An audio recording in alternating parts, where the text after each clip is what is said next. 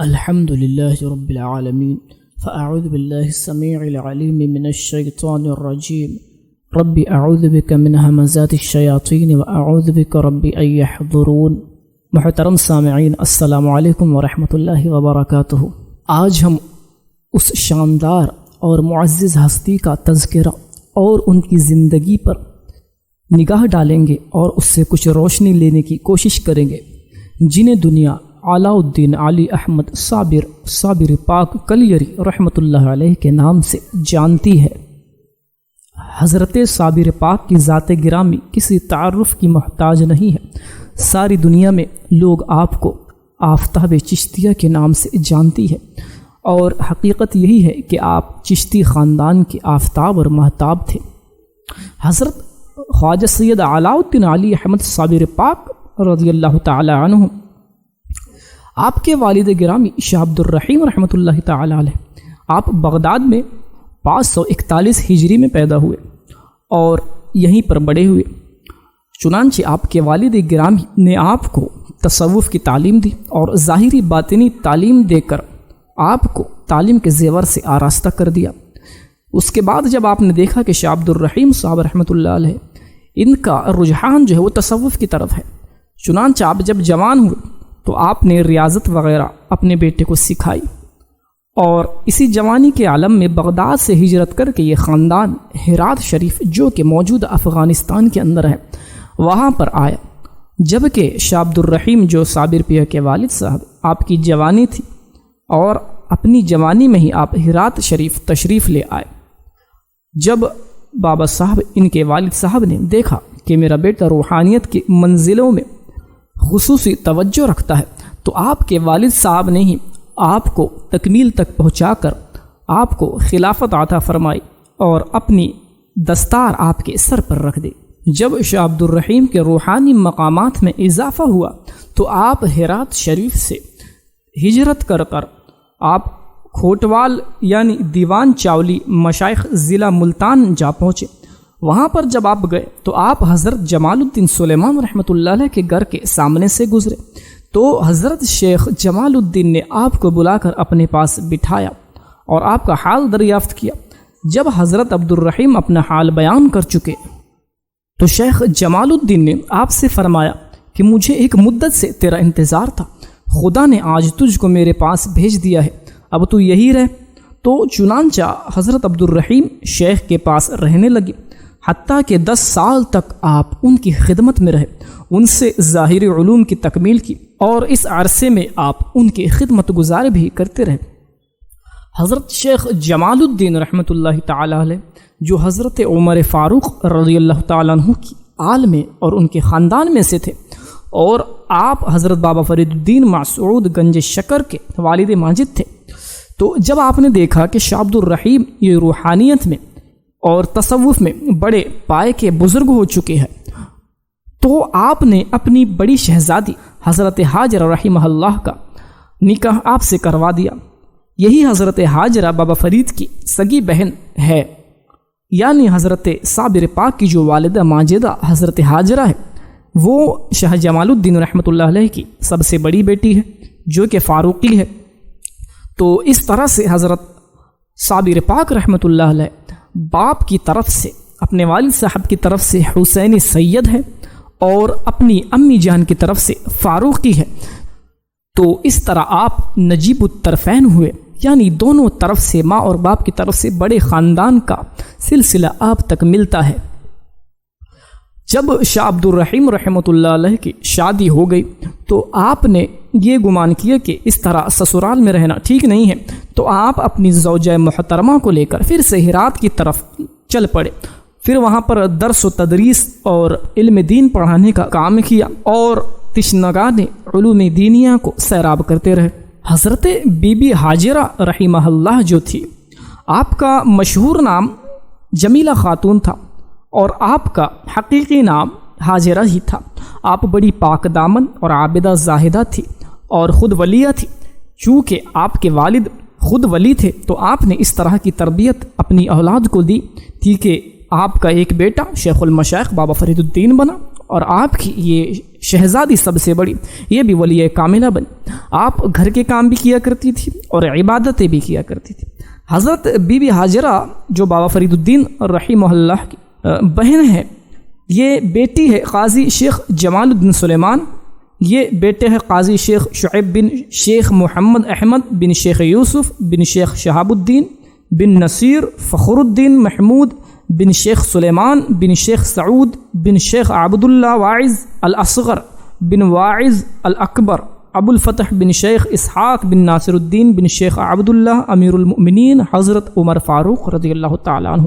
یہ آپ کا سلسلہ نسب ہے جو حضرت عمر فاروق سے جا کر ملتا ہے، تو اسی حساب سے بابا فرید الدین بھی فاروقی ٹھہرے۔ اب چونکہ پتہ چل چکا ہے کہ حضرت صابر پاک کا جو خاندان تھا وہ تصوف میں اور دینی تعلیم میں بڑا پایہ رکھتا تھا، اور آپ کی ننیال اور ددیحال دونوں طرف بڑے پائے کے بزرگ اور عالم موجود تھے۔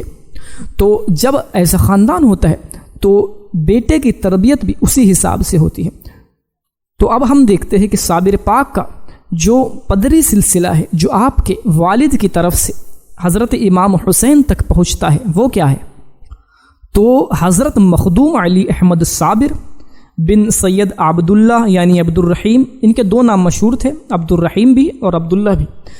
یہ بیٹے ہیں سید فتح اللہ بن سید نور محمد رحمۃ اللہ علیہ بن حضرت سید احمد رحمۃ اللہ تعالی بن حضرت سید غیاث الدین رحمۃ اللہ تعالی بن سید بہاؤالدین رحمۃ اللہ تعالی بن سید داؤد بن حضرت تاج الدین رحمۃ اللہ تعالی بن سید محمد اسماعیل رحمۃ اللہ علیہ بن سید امام موسیٰ کاظم بن سید امام جعفر صادق بن سید امام باقر بن سید امام زین العابدین، اور یہ امام زین العابدین بیٹے ہیں امام حسین رضی اللہ عنہم اجمعین کے۔ تو اس طرح سے آپ کا پدری سلسلہ حضرت امام حسین تک جاتا ہے اور آپ حسینی سید ہے۔ جب اللہ تعالیٰ نے روحوں کو پیدا فرمایا تو تمام روحوں سے اللہ تعالیٰ نے سوال کیا، کیا میں تمہارا رب نہیں ہوں؟ تو روحوں نے جواب دیا کہ ہاں تو ہمارا رب ہے۔ اس کے بعد اللہ تعالیٰ نے اپنے نور سے کچھ روحوں پر تجلی اور روشنی ڈالی، تو وہ اس تجلی اور اس روشنی سے ہمیشہ کے لیے روشن ہو گئے۔ جن روحوں پر اللہ تعالیٰ نے اپنی خاص تجلی ڈالی تو وہ انبیاء کرام کی، شہداء کی اور صالحین اور اولیاء کرام کی روحیں تھیں۔ ان روحوں میں بے شک حضرت سیدنا صابر علاء الدین علی احمد صابر پاک کی روح بھی موجود تھی۔ تو جب ایسی روحیں اللہ تعالیٰ دنیا میں ان کو انسانی بشری صورت میں بھیجتا ہے تو ان کو بھیجنے کے ساتھ ساتھ ایسے آثار اور ایسی کرامتیں ان کی پیدائش سے ہی ظاہر ہونے لگتی ہے کہ پتہ چل جاتا ہے کہ اللہ تعالیٰ نے وہ خاص تجلی ان پر فرمائی ہے۔ تو چنانچہ جب حضرت صابر پاک رحمۃ اللہ تعالی علیہ پیدا ہوئے تو آپ کے ساتھ بھی ایسا ہی ہوا، اور بہت سے واقعات وقوع پذیر ہوئے۔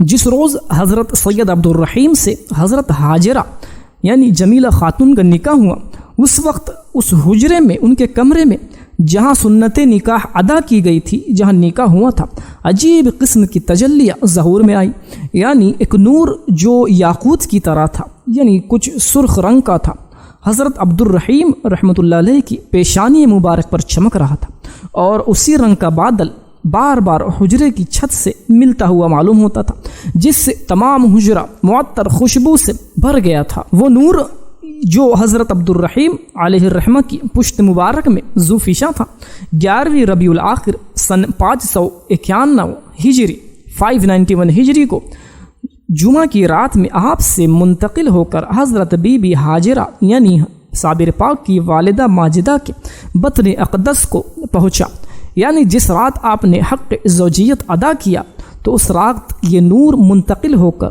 حضرت ہاجرہ کے پیٹ کے اندر پہنچ گیا۔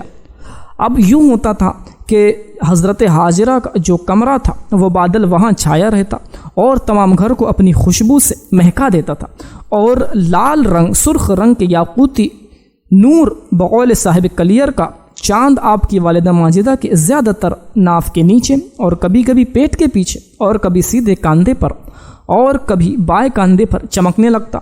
اور جیسے جیسے حضرت صابر پاک کی پیدائش کا دن قریب آتا گیا، اس نور کی چمک دمک میں اضافہ ہوتا گیا، یہاں تک کہ یوم پیدائش سے پہلے طرح طرح کے عجائبات اور برکات کا ظہور ہونے لگا، اور جب آپ کی پیدائش کو 9 دن بچے تھے تو آپ کی والدہ ماجدہ کو ایسا محسوس ہوتا کہ آپ کے پیٹ کے اندر کوئی اللہ کا زور زور سے ذکر کر رہا ہے۔ اللہ اکبر۔ تو 19 ربیع الاول سن 592 ہجری کو آپ نماز تہجد کے وقت پیدا ہوئے۔ آپ کی جو دائی تھی، جو آپ کی پیدائش کے وقت آپ کی والدہ ماجدہ کے پاس تھی، ان کا بیان ہے کہ جب حضرت صابر پاک اپنی ماں کے بطن سے باہر ہے تو آپ کا سر کعبے کی طرف تھا اور جو پیر تھے وہ میری طرف تھا۔ جب میں آپ کو ہاتھ لگانے کا سوچتی تو میرا دل گھبرا جاتا اور ہیبت طاری ہو جاتی اور میں ان کو ہاتھ نہ لگا پاتی۔ جب میں نے غسل دینے کا ارادہ کیا تو آپ کی والدہ ماجدہ نے فرمایا کہ پہلے وضو کر لو اور پاک ہو جاؤ، اس کے بعد صابر پاک کو چھو۔ تو چنانچہ انہوں نے وضو کیا اور اس کے بعد صابر پاک کو غسل دیا۔ اس وقت بھی حضرت والدہ ماجدہ کو وہ سرخ یاقوتی رنگ کا نور نظر آتا اور آپ کو محسوس ہوتا کہ روح سفید لباس میں حضرت صابر پاک کے پاس آ رہی ہے اور آپ کو بوسہ دے رہی ہے۔ اللہ اکبر۔ جب آپ کی پیدائش ہو گئی اور آپ کو غسل کرا لیا گیا تو اس کے بعد آپ کا نام رکھنے کی تجویز کی گئی۔ تو ایک واقعہ ملتا ہے کہ پیدائش سے پہلے حضرت والدہ ماجدہ کے خواب میں حضور اکرم صلی اللہ علیہ وسلم تشریف لائے اور آپ نے ہی فرمایا کہ ایک بیٹا پیدا ہوگا، اس کا نام احمد رکھنا۔ اسی طرح حضرت مولا کائنات رضی اللہ عنہ بھی آپ کے خواب میں تشریف لائے اور آپ نے فرمایا اس کا نام علی رکھنا۔ تو اس خواب کی وجہ سے آپ نے حضرت صابر پاک کا نام علی احمد رکھا۔ تو آپ کا پیدائشی نام علی احمد ہے، اور جو علاء الدین ہے وہ نام آپ کے والد صاحب نے رکھا ہے۔ اس کا واقعہ یوں ہے کہ ایک بزرگ آپ کے والد صاحب کو اپنے پاس بلوایا تو فرمایا کہ جو بچہ ہے جو تمہارے یہاں ہوا ہے یہ علاء الدین کہلائے گا۔ علاء الدین جس کا معنی ہوتا ہے دین کا بہت بلند شخص، علاء الدین رفعت والا، بلندی والا۔ تو اس کے بعد سے آپ کا نام علاء الدین بھی ہو گیا، اور آپ کا اصلی نام تو علی احمد تھا ہی، تو آپ کا پورا نام علاء الدین علی احمد ہوا۔ اس زمانے کے بزرگ حضرت شیخ ابو القاسم گرگانی نے آپ کے کان میں اذان دی اور کہا کہ یہ بچہ قطب عالم ہوگا۔ پیدائش کے بعد ہی آپ سے ایسی کرامتیں ظہور ہونے لگ گئی کہ جس کی وجہ سے یہ پتہ لگ جاتا کہ یہ کوئی بہت بڑا بزرگ آگے چل کر ہوگا۔ تو جب آپ پیدا ہوئے تو آپ نے کئی دنوں تک مسلسل دودھ نہیں پیا، اور بچپن ہی سے آپ کے چہرے پر صبر و قناعت کے آثار نمودار تھے، جو لگتا تھا کہ یہ بچہ پیدائشی صابر ہے۔ ایک بار کا واقعہ ہے کہ آپ کے والد صاحب صبح کے اوراد وظائف پڑھ کر اور مراقبے کر کر تشریف فرما تھے کہ آپ نے دیکھا کہ سانپ کے 2 ٹکڑے پڑے ہیں، ایک ٹکڑا ایک طرف گرا اور ایک ٹکڑا آپ کے اوپر آ گیا۔ تو دیکھا کہ حضرت صابر پاک وہاں موجود ہیں، تو آپ نے ان کی والدہ کو اٹھایا اور یہ بتایا کہ دیکھو سانپ کے 2 ٹکڑے پڑے ہیں۔ اتنے میں ہی حضرت صابر پاک نے فرمایا کہ میں نے اس سانپ کے 2 ٹکڑے کر دیے، اور یہ سانپ کا بادشاہ تھا، میں نے جسے مار ڈالا، اور یہ کبھی کسی کو میرے خاندان میں سے نقصان نہیں پہنچائے گا۔ ان سانپوں سے میں نے وعدہ لے لیا ہے کہ میرے خاندان میں سے کسی کو بھی اب کوئی نقصان نہیں پہنچائے گا۔ یہ آپ کی بچپن کی کرامت تھی۔ 3 سال کے جب آپ ہوئے تو آپ نے خود بخود جو دودھ آپ تھوڑا بہت پیا کرتے تھے وہ بھی بند کر دیا اور روٹی کھانا شروع کر دیا۔ لیکن آپ کا یہ کھانا ایسا نہیں ہوا کرتا تھا، بلکہ آپ 2-3 دن میں ایک بار کھایا کرتے تھے، اور یہ اس بات کا ثبوت ہے کہ بچپن ہی سے آپ فاقہ اور روزہ کی حالت میں رہا کرتے تھے۔ جب آپ کی عمر 4 سال ہوئی تو آپ نے کلام شروع کیا، اور آپ کی زبان حق بیان سے جو پہلا کلام نکلا تھا وہ تھا لا موجود الا اللہ، یعنی اللہ کے سوا کوئی موجود نہیں۔ جب والد صاحب نے یہ کلام صوفیانہ اپنے بیٹے کی زبان سے سنا تو آپ نے سجدہ شکر ادا کیا۔ آپ دن میں 6 مرتبہ خاص سجدہ ادا کیا کرتے تھے، جس سے آپ کی طبیعت ایک الگ ہی زمانے میں ایک الگ ہی حالت میں تبدیل ہو جایا کرتی تھی، اور آپ اکثر لا موجود الا اللہ کا ورد کیا کرتے تھے، اور رات میں بہت کم سوتے، شب بیداری کرتے، اور کبھی کبھی تو آپ کی زبان سے بے ساختہ اللہ نکل جاتا، جیسے کہ آپ کسی چیز کا مشاہدہ کر رہے ہو، تو آپ کا چہرہ کبھی کبھی ایسا تغیر آپ کے چہرے میں آ جاتا اور اس کا رنگ بدل جاتا، جیسے کہ کوئی جلالی چیز آپ نے دیکھ لی ہو۔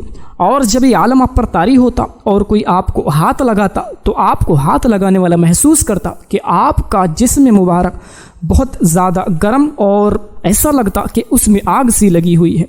تو انہی بچپن کے واقعات سے پتہ چلتا ہے کہ صابر پاک کی حالت بچپن ہی سے جلالی تھی اور بچپن ہی سے آپ پر استغراق کی کیفیت طاری ہونا شروع ہو گئی تھی۔ یہ استغراق کی جو کیفیت ہوتی ہے، یہ جو لفظ ہے یہ غرق سے بنا ہے۔ غرق مطلب کسی چیز میں ڈوب جانا اور باقی کسی چیز کا خیال نہ رہنا۔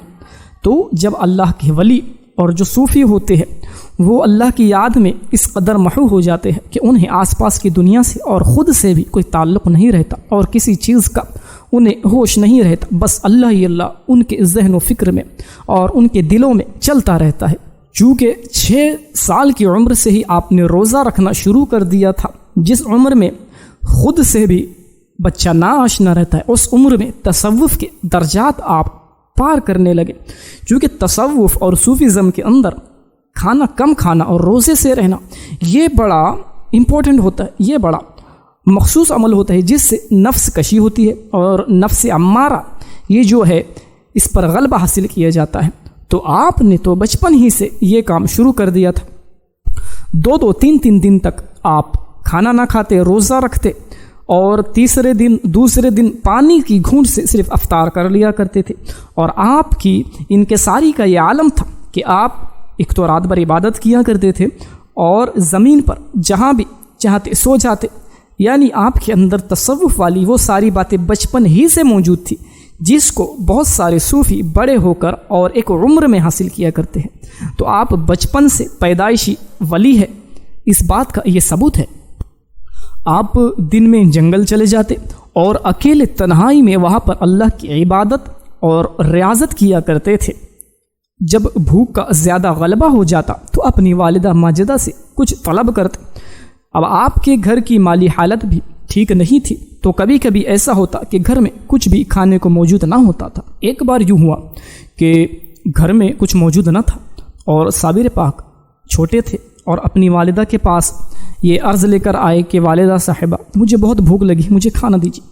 تو والدہ صاحبہ سوچنے لگی کہ گھر میں تو کچھ موجود نہیں ہے۔ تو آپ نے کسی طرح صابر پاک کو ٹالا اور بہت کوشش کی کہ کچھ نہ کچھ میسر آ جائے اور میں صابر پاک کو کھلا دوں۔ کچھ وقت گزرا تھا کہ پھر ظہر بعد پھر صابر پاک آپ کی بارگاہ میں آئی اور امی سے مانگنے لگی۔ تو آپ کی والدہ ماجدہ نے کڑھائی میں پانی ڈال کر اس کو چولہے پہ رکھ دیا اور یوں ہی چمچ سے ہلانے لگی تاکہ ان کے دل کو تسکین ہو جائے کہ کچھ پک رہا ہے۔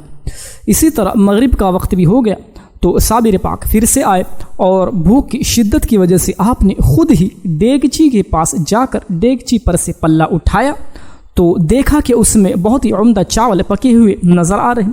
آپ نے والدہ ماجدہ کو کہا کہ چاول تو پک چکا ہے۔ تو امی حیران ہو گئی کہ میں نے تو کچھ رکھا ہی نہیں تھا کہ دیگچی میں چاول کہاں سے آ گیا۔ تو جب یہ چاول عمدہ پکے ہوئے دیکھے تو امی جان نے مولوی قاسم کو بلوایا اور سارا واقعہ جو کا تو بیان فرمایا۔ تو اس واقعے اور کرامت کو دیکھ کر جناب ابو القاسم گرگامی رحمۃ اللہ علیہ نے خود بھی اس میں سے تبرکن نوش فرمایا اور صابر پاک کو روحانیت کی تعلیم کے لیے تجویز فرمایا کہ جس طرح ان سے کرامت کا ظہور ہو رہا ہے ان کو روحانیت کی تعلیم دلوانی چاہیے۔ یوں تو آپ بچپن ہی سے عبادت میں لگے رہا کرتے تھے۔ پھر جب آپ کی عمر 7 سال کی ہوئی تو آپ نے نماز پنجگانہ کے ساتھ تہجد کی بھی ادائیگی ان کے وقتوں پر شروع کر دی۔ بڑی پابندی کے ساتھ آپ فرائض اور نوافل ساری نمازیں ادا کیا کرتے تھے، کیونکہ نماز اسلام کے اندر بہت ہی اہم ارکان ہیں اور 5 فرضوں میں سے سب سے اہم فرض ہے۔ جس طرح حضور اکرم صلی اللہ علیہ وسلم ساری رات نوافل اور نماز ادا کیا کرتے تھے یہاں تک کہ آپ کے پیر سوج جاتے تھے، اسی طرح تصوف میں بھی اس سنت کو زندہ کیا جاتا ہے اور رات کو عبادت گزاری میں بسر کیا جاتا ہے، اور صابر پاک کی بھی رات اسی طرح سے گزرا کرتی تھی۔ جب آپ کی عمر 7 سال ہوئی تو آپ کے والد ماجد کا سایہ آپ کے سر سے اٹھ گیا، اور کچھ مورخین نے لکھا ہے کہ آپ کی عمر اس وقت 5 سال تھی۔ تو آپ کے والد ماجد کو ایک درد کی بیماری ہوئی جس کی وجہ سے آپ بیمار رہنے لگے، اور حضرت صابر پاک آپ کی تیمارداری اور آپ کی خدمت میں مشغول رہنے لگے۔ ایک مرتبہ حضرت صابر پاک نے فرمایا کہ حضور صلی اللہ علیہ وسلم کی سواری میرے پدر بزرگوار کا انتظار کر رہی ہے، اور یہ بہت جلد رسول اللہ صلی اللہ علیہ وسلم کی خدمت میں پہنچنے والے ہیں۔ چنانچہ یہ کلمات کہتے ہی آپ کے والد ماجد کی روح عالم ملکوت کو پرواز کر گئی۔ آپ کو اپنے والد ماجد کی وفات حسرت آیات پر سخت صدمہ ہوا۔ کئی روز تک آپ نے کھانا نہیں کھایا۔ اسی روز سے آپ بہت غم زدہ رہنے لگے، اور کہا جاتا ہے کہ 1 سال تک تقریباً آپ کسی سے بات نہ کیے اور غم زدہ رہنے لگے۔ کبھی کبھار اپنی والدہ ماجدہ سے کچھ خواہش پیش کر دیتے، اور کوئی آپ سے ملنے آتا تو کبھی جواب دے دیتے، اور آپ کے استغراق اور آپ کی روحانیت کا یہ عالم تھا کہ اگر کوئی صاحب وطن آتا اور آپ کی پیشانی کو بوسہ دیتا تو وہ خود صاحب استغراق ہو جاتا، اور اللہ تعالیٰ کی قربت کے نور سے وہ کچھ وقت کے لیے سرفراز ہو جاتا اور اپنے اندر ایک الگ کیفیت پاتا۔ جب 7 سال کی عمر میں آپ کے والد ماجد کا سایہ آپ پر سے اٹھ گیا تو آپ کی پوری ذمہ داری آپ کی والدہ ماجدہ پر آ گئی۔ تو والدہ ماجدہ نے آپ کی تعلیم کا پورا بندوبست کیا۔ آپ نے ہرات شریف میں ہی اپنی ظاہری تعلیم حاصل کی۔ عربی، فارسی وغیرہ مروجہ تعلیم کو حاصل کر کے آپ کی والدہ ماجدہ نے یہ سوچا کہ بابا فرید الدین مسعود گنج شکر کی طرف اجودھن بھیج دیا جائے۔ تو چنانچہ آپ نے حضرت ابو القاسم گرگامی رحمۃ اللہ علیہ سے مشورہ کر کے حضرت صابر پاک کو اجودھن بابا فرید الدین مسعود گنج شکر رحمۃ اللہ علیہ کی خدمت میں بھیجنے کا فیصلہ کیا۔ تو اپنی والدہ محترمہ اور حضرت ابو القاسم گرگامی رحمۃ اللہ علیہ کے ہمراہ ایک قافلے کے ساتھ جو ہرات سے ہندوستان آ رہا تھا، سن 601 ہجری میں حضرت صابر پاک رحمۃ اللہ علیہ سفر کرتے ہوئے اجودھن پہنچ گئے۔ اس وقت آپ کی عمر صرف 9 سال تھی۔ لڑکپن کا زمانہ تھا، اور کھیل کود کا جس طرح عام لوگوں میں شیوا ہوتا ہے کہ اس عمر میں بچے کھیلتے کودتے ہیں، لیکن آپ اس عمر میں بہت سنجیدہ مزاج اور آپ کی صورت سے صبر و تقویٰ کے آثار نمایاں تھے۔ تو حصول تعلیم کا شوق بھی آپ کو بے حد دامنگیر تھا، لہٰذا اپنی والدہ ماجدہ کے ساتھ آپ ہرات سے اجودھن حضرت بابا فرید الدین مسعود گنج شکر رحمۃ اللہ علیہ کی بارگاہ میں تشریف لائے، کیونکہ حضرت بابا فرید آپ کے حقیقی ماموں تھے، اور اس زمانے کے اندر شیخ المشائخ تھے، اور آپ سے بڑھ کر کوئی تقویٰ و پرہیزگاری اور تصوف میں اس زمانے میں کامل نہ تھا۔ تو آپ کی والدہ ماجدہ نے آپ کو اپنے بھائی حضرت فرید الدین رحمۃ اللہ علیہ کی گود میں دیا۔ تو جس وقت آپ اپنے ماموں جان کی گود میں گئے تو آپ پر ایک عجیب کیفیت طاری ہو گئی۔ آپ نے بے ساختہ پکار کر کہا کہ 3 سال بعد میرے دادا جان کا انتقال ہو جائے گا۔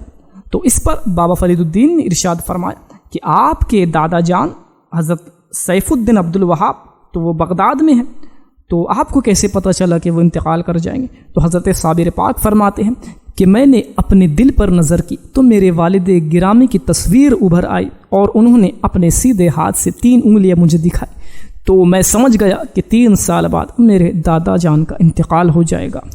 یہ سن کر حضرت بابا فرید الدین مسعود گنج شکر رحمۃ اللہ علیہ آپ کو سینے سے لگا لیا، اور آپ پر بھی ایک وجدانی کیفیت طاری ہو گئی، اور حضرت صابر پاک رحمۃ اللہ علیہ کو کہنے لگے کہ مرحبا فرزند علی احمد صابر بطن الولی۔ جب اس کیفیت سے حضرت بابا فرید الدین اور حضرت صابر پاک کو فرصت ملی تو آپ کی ہمشیرہ یعنی بابا فرید کی بہن حضرت حاجر رحمہ اللہ نے فرمایا کہ علی احمد جو ہے وہ یتیم ہو گیا ہے، اب اس کی ساری ذمہ داری آپ پر ہے، اس کی تعلیم کے دن ہے، آپ اس کی ظاہری اور باطنی تعلیم کا انتظام فرمائیں، چونکہ اس زمانے میں آپ ہی ظاہری اور باطنی تعلیم کا منبع ہے۔ تو حضرت بابا فرید الدین مسعود گنج شکر نے فرمایا کہ میں اس کا جتنا شکر ادا کروں کہ تم نے ایک گوہر نایاب میری گود میں ڈال دیا ہے، اور ایسی شخصیت میرے حوالے کی ہے کہ جس کی پیشن گوئی مجھ تک پہنچ چکی ہے۔ تو آپ نے وعدہ فرمایا کہ انشاءاللہ میں ساری تعلیمات اور ان کی دیکھ ریکھ کا پورا خیال رکھوں گا۔ حضرت بابا صاحب رحمۃ اللہ علیہ کی شفقت حضرت صابر پاک پر خاص رہا کرتی تھی، کیونکہ آپ کے حقیقی بھانجے تھے، آپ کی چہیتی بہن کے بیٹے تھے اور آپ کا منصب بابا فرید الدین جانتے تھے، تو اس طرح آپ خاص نظر ان پر رکھا کرتے تھے۔ بابا فرید نے 3 سال تک آپ کو مروج علوم عربی فارسی کی مزید تعلیم دی، اور ان 3 سالوں میں حضرت صابر پاک نے اتنا سیکھ لیا کہ دوسرے بچے 6 سالوں میں بھی نہیں سیکھ پاتے۔ اس وقت آپ کی والدہ ماجدہ اور حضرت ابو القاسم گرگامی رحمۃ اللہ علیہ آپ کے پاس ہی موجود رہے، اور حضرت بابا فرید الدین کو اس 3 سالوں میں حضرت صابر پاک کی وہ روحانیت نظر آئی کہ آپ سمجھ گئے کہ یہ بچہ آگے چل کر بہت بڑا روحانیت کا پیشوا بننے والا ہے۔ تو روحانیت سے آپ کے سینے کو بھرنے کے لیے بابا صاحب نے آپ کو اپنی بیعت میں لینا مناسب سمجھا، چنانچہ 25 شوال بروز جمعرات بعد نماز عصر 603 ہجری کو اپنے دست حق پرست پر بیعت فرما لیا۔ اس وقت حضرت مخدوم علی احمد کی عمر جو تھی وہ 11 سال تھی، کیونکہ اس سے قبل حضرت بابا صاحب نے ایک روز خواب میں آپ کے دادا جان حضرت شاہ سیف الدین عبد الوہاب، یعنی جو صابر پاک کے دادا تھے، ان کو دیکھا۔ وہ ارشاد فرماتے ہیں کہ ہم مخدوم علی احمد صابر کو تمہارے سپرد کرتے ہیں، آپ ہی ان کے استاد ہیں، سرپرست بھی ہیں اور پیر طریقت بھی ہیں۔ تو بابا صاحب فرماتے ہیں کہ میں نے بیدار ہو کر علیم اللہ ابدال جو بابا صاحب کے ہی مرید تھے، ان کو بغداد شریف حضرت سید عبد الوہاب ان کی مزاج پرسی کے لیے روانہ کیا، اور بابا صاحب خود اپنے حجرے میں اعتکاف میں چلے گئے۔ 25 شوال تہجد کی نماز سے فارغ ہو کر ابو القاسم گرگامی رحمۃ اللہ علیہ بابا صاحب کے پاس آئے اور فرمایا کہ میں تہجد کے بعد سو گیا تھا، عالم مثال میں حضرت سید عبد الوہاب کے جنازے کی نماز میں شریک ہوا، یعنی جو صابر پاک نے 9 سال کی عمر میں فرمایا تھا کہ میرے دادا جو ہے اس دنیا سے چلے جائیں گے، تو آج 3 سال بعد جب آپ کی عمر 11 سال ہوئی تو حضرت ابو القاسم گرگانی رحمۃ اللہ علیہ نے یہ خواب دیکھا کہ حقیقت میں آپ کے دادا جان کا وصال ہو گئے اور آپ نے عالم مثال میں ان کی جنازے میں شرکت کی، اور حضرت بابا فرید الدین مسعود گنج شکر نے صابر پاک کو بیعت کیا۔ اب جب والدہ صاحب نے یہ دیکھ لیا کہ بابا فرید کی بارگاہ میں حضرت صابر پاک کی تربیت اچھی طرح ہو رہی ہے، تو اب والدہ صاحبہ نے ارادہ کیا کہ واپس اپنے وطن چلی جائے، تو چنانچہ بابا صاحب کی خدمت میں عرض کی کہ میرے بچے کی میری خواہش کے مطابق علوم ظاہری اور باطنی کی تعلیم و تربیت ہو رہی ہے، اور اب میرا ارادہ ہے کہ میں آپ کے سپرد بچہ کر کے یہاں سے چلی جاؤں۔ تو آپ کی والدہ نے فرمایا کہ جو یہ میرا بچہ ہے یہ بہت ہی شرم و حیا کا پتلا ہے، یہ خود سے کچھ نہیں مانگے گا کھانے کو، اس لیے اس کی ساری ذمہ داری آپ پر ہے کہ اس کو بھوک اور پیاس کی کوئی تکلیف نہ ہو، آپ اس کا خیال رکھیں۔ تو اس دن سے بابا صاحب نے حضرت صابر پاک کی ذمہ داری لنگر پر لگا دی، تاکہ جب بھی آپ کا جی چاہے آپ کھا لیں، اور بابا فرید نے آپ کو یہ حکم دیا کہ آج سے تم ہی فقراء کو لنگر تقسیم کیا کرو گے۔ یہ سن کر آپ کی والدہ ماجدہ بہت خوش ہوئی کہ اب میرا بیٹا جب چاہے گا لنگر میں سے ہی کھا لیا کرے گا۔ بابا فرید کی خانقاہ کے اس لنگر میں غربا، یتامہ، بیوہ، مساکین اور محتاج، مسافر، مہمان اور جو خادم تھے آپ کی بارگاہ کے اور آپ کی بارگاہ کے جو درویش تھے وہ کھانا کھایا کرتے تھے۔ معمولاً روزانہ حسب ذیل مقدار میں، یعنی یہ مقدار میں آپ کی خانقاہ میں کھانا بنتا اور تقسیم ہوتا تھا۔ چنانچہ چنا جو ہوتا تھا وہ 100 رتل، یہ رتل جو ہے یہ ایک یونٹ ہے، جس طرح کلو اور گرام ہوتا ہے اس طرح یہ پرانا یونٹ ہے رتل۔ تو جو چنا ہوتا تھا وہ 100 رتل ہوتا تھا، اور جو 200 رتل ہوتی تھی۔ عدس یعنی مسور یہ 100 رتل، چاول 70 رتل، گندم 500 رتل، گوشت بکری 200 رتل، نمک لاہوری 100 مسقال، گھی 500 مسقال۔ یہ کھانا اتنا تھا کہ روز کم و بیش 300 لوگوں کو یہ پر جاتا تھا۔ اس کھانے کے جو مصارف تھے یہ عمر بن اسحاق تھے، یعنی لنگر کا پورا مینجمنٹ ان کے پاس تھا۔ لنگر کہاں تقسیم ہوگا، کتنوں کو ہوگا اور کتنا بنے گا، یہ سارا ان کے پاس تھا۔ تو حضرت بابا صاحب نے اپنی بہن سے آپ کی عادت کی کیفیت معلوم کر کے خیال کیا کہیں ایسا نہ ہو کہ حضرت علی احمد رحمۃ اللہ علیہ اپنی خواہش کے مطابق غذا نہ پائے، تو آپ نے وہی چیز مہیا کرائی جو حضرت صابر پاک کی طبیعت کے موافق تھی، اور صوفیہ کرام کا یہ شیوا رہا ہے کہ خود فاقہ سے رہ کر، خود روزے سے رہ کر مسکینوں، درویشوں کو اور مسکینوں اور بیواؤں کو، یتیموں کو کھانا کھلایا کرتے تھے، اور عمرا جو امیر ہوا کرتے تھے وہ صرف دولت جمع کرنے میں رہ جاتے ہیں۔ لنگر تقسیم کرنے کے ساتھ ساتھ آپ کی کمال ریاضت و مجاہدات کا یہ عالم تھا کہ آپ نے 12 سال تک اپنے مرشد کے حکم سے لنگر تقسیم کیا، اور مجال تھی کہ حکم مرشد کے خلاف ایک دانہ بھی لنگر سے کھا لیتے، اور آپ کا یہ معمول تھا کہ آپ روزہ رکھا کرتے تھے، اور جب افطار کا وقت ہوتا تو جنگل جا کر وہاں کے پھل اور درختوں کی پتیاں کھایا کرتے تھے، اور اسی زمانے میں آپ نے اللہ تعالیٰ کا کلام مجید حفظ کیا، اور شعر و شاعری بھی آپ فارسی میں کیا کرتے تھے۔ لیکن ان کمال مجاہدات کے باوجود آپ کبھی خدمت لنگر سے غافل نہ ہوئے۔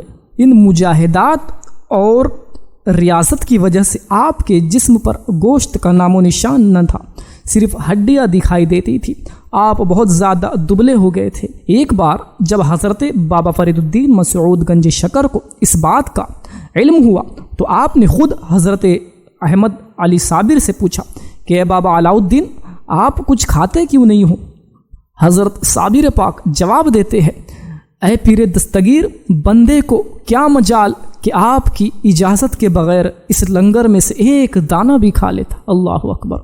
یعنی 12 سال تک آپ لنگر تقسیم کرتے رہے، اور مرشد نے کھانے سے تو منع نہ کیا تھا، صرف بات اتنی تھی کہ مرشد نے کھانے کا کہا نہیں تھا، تو اس پر آپ نے 12 سال صبر کیا۔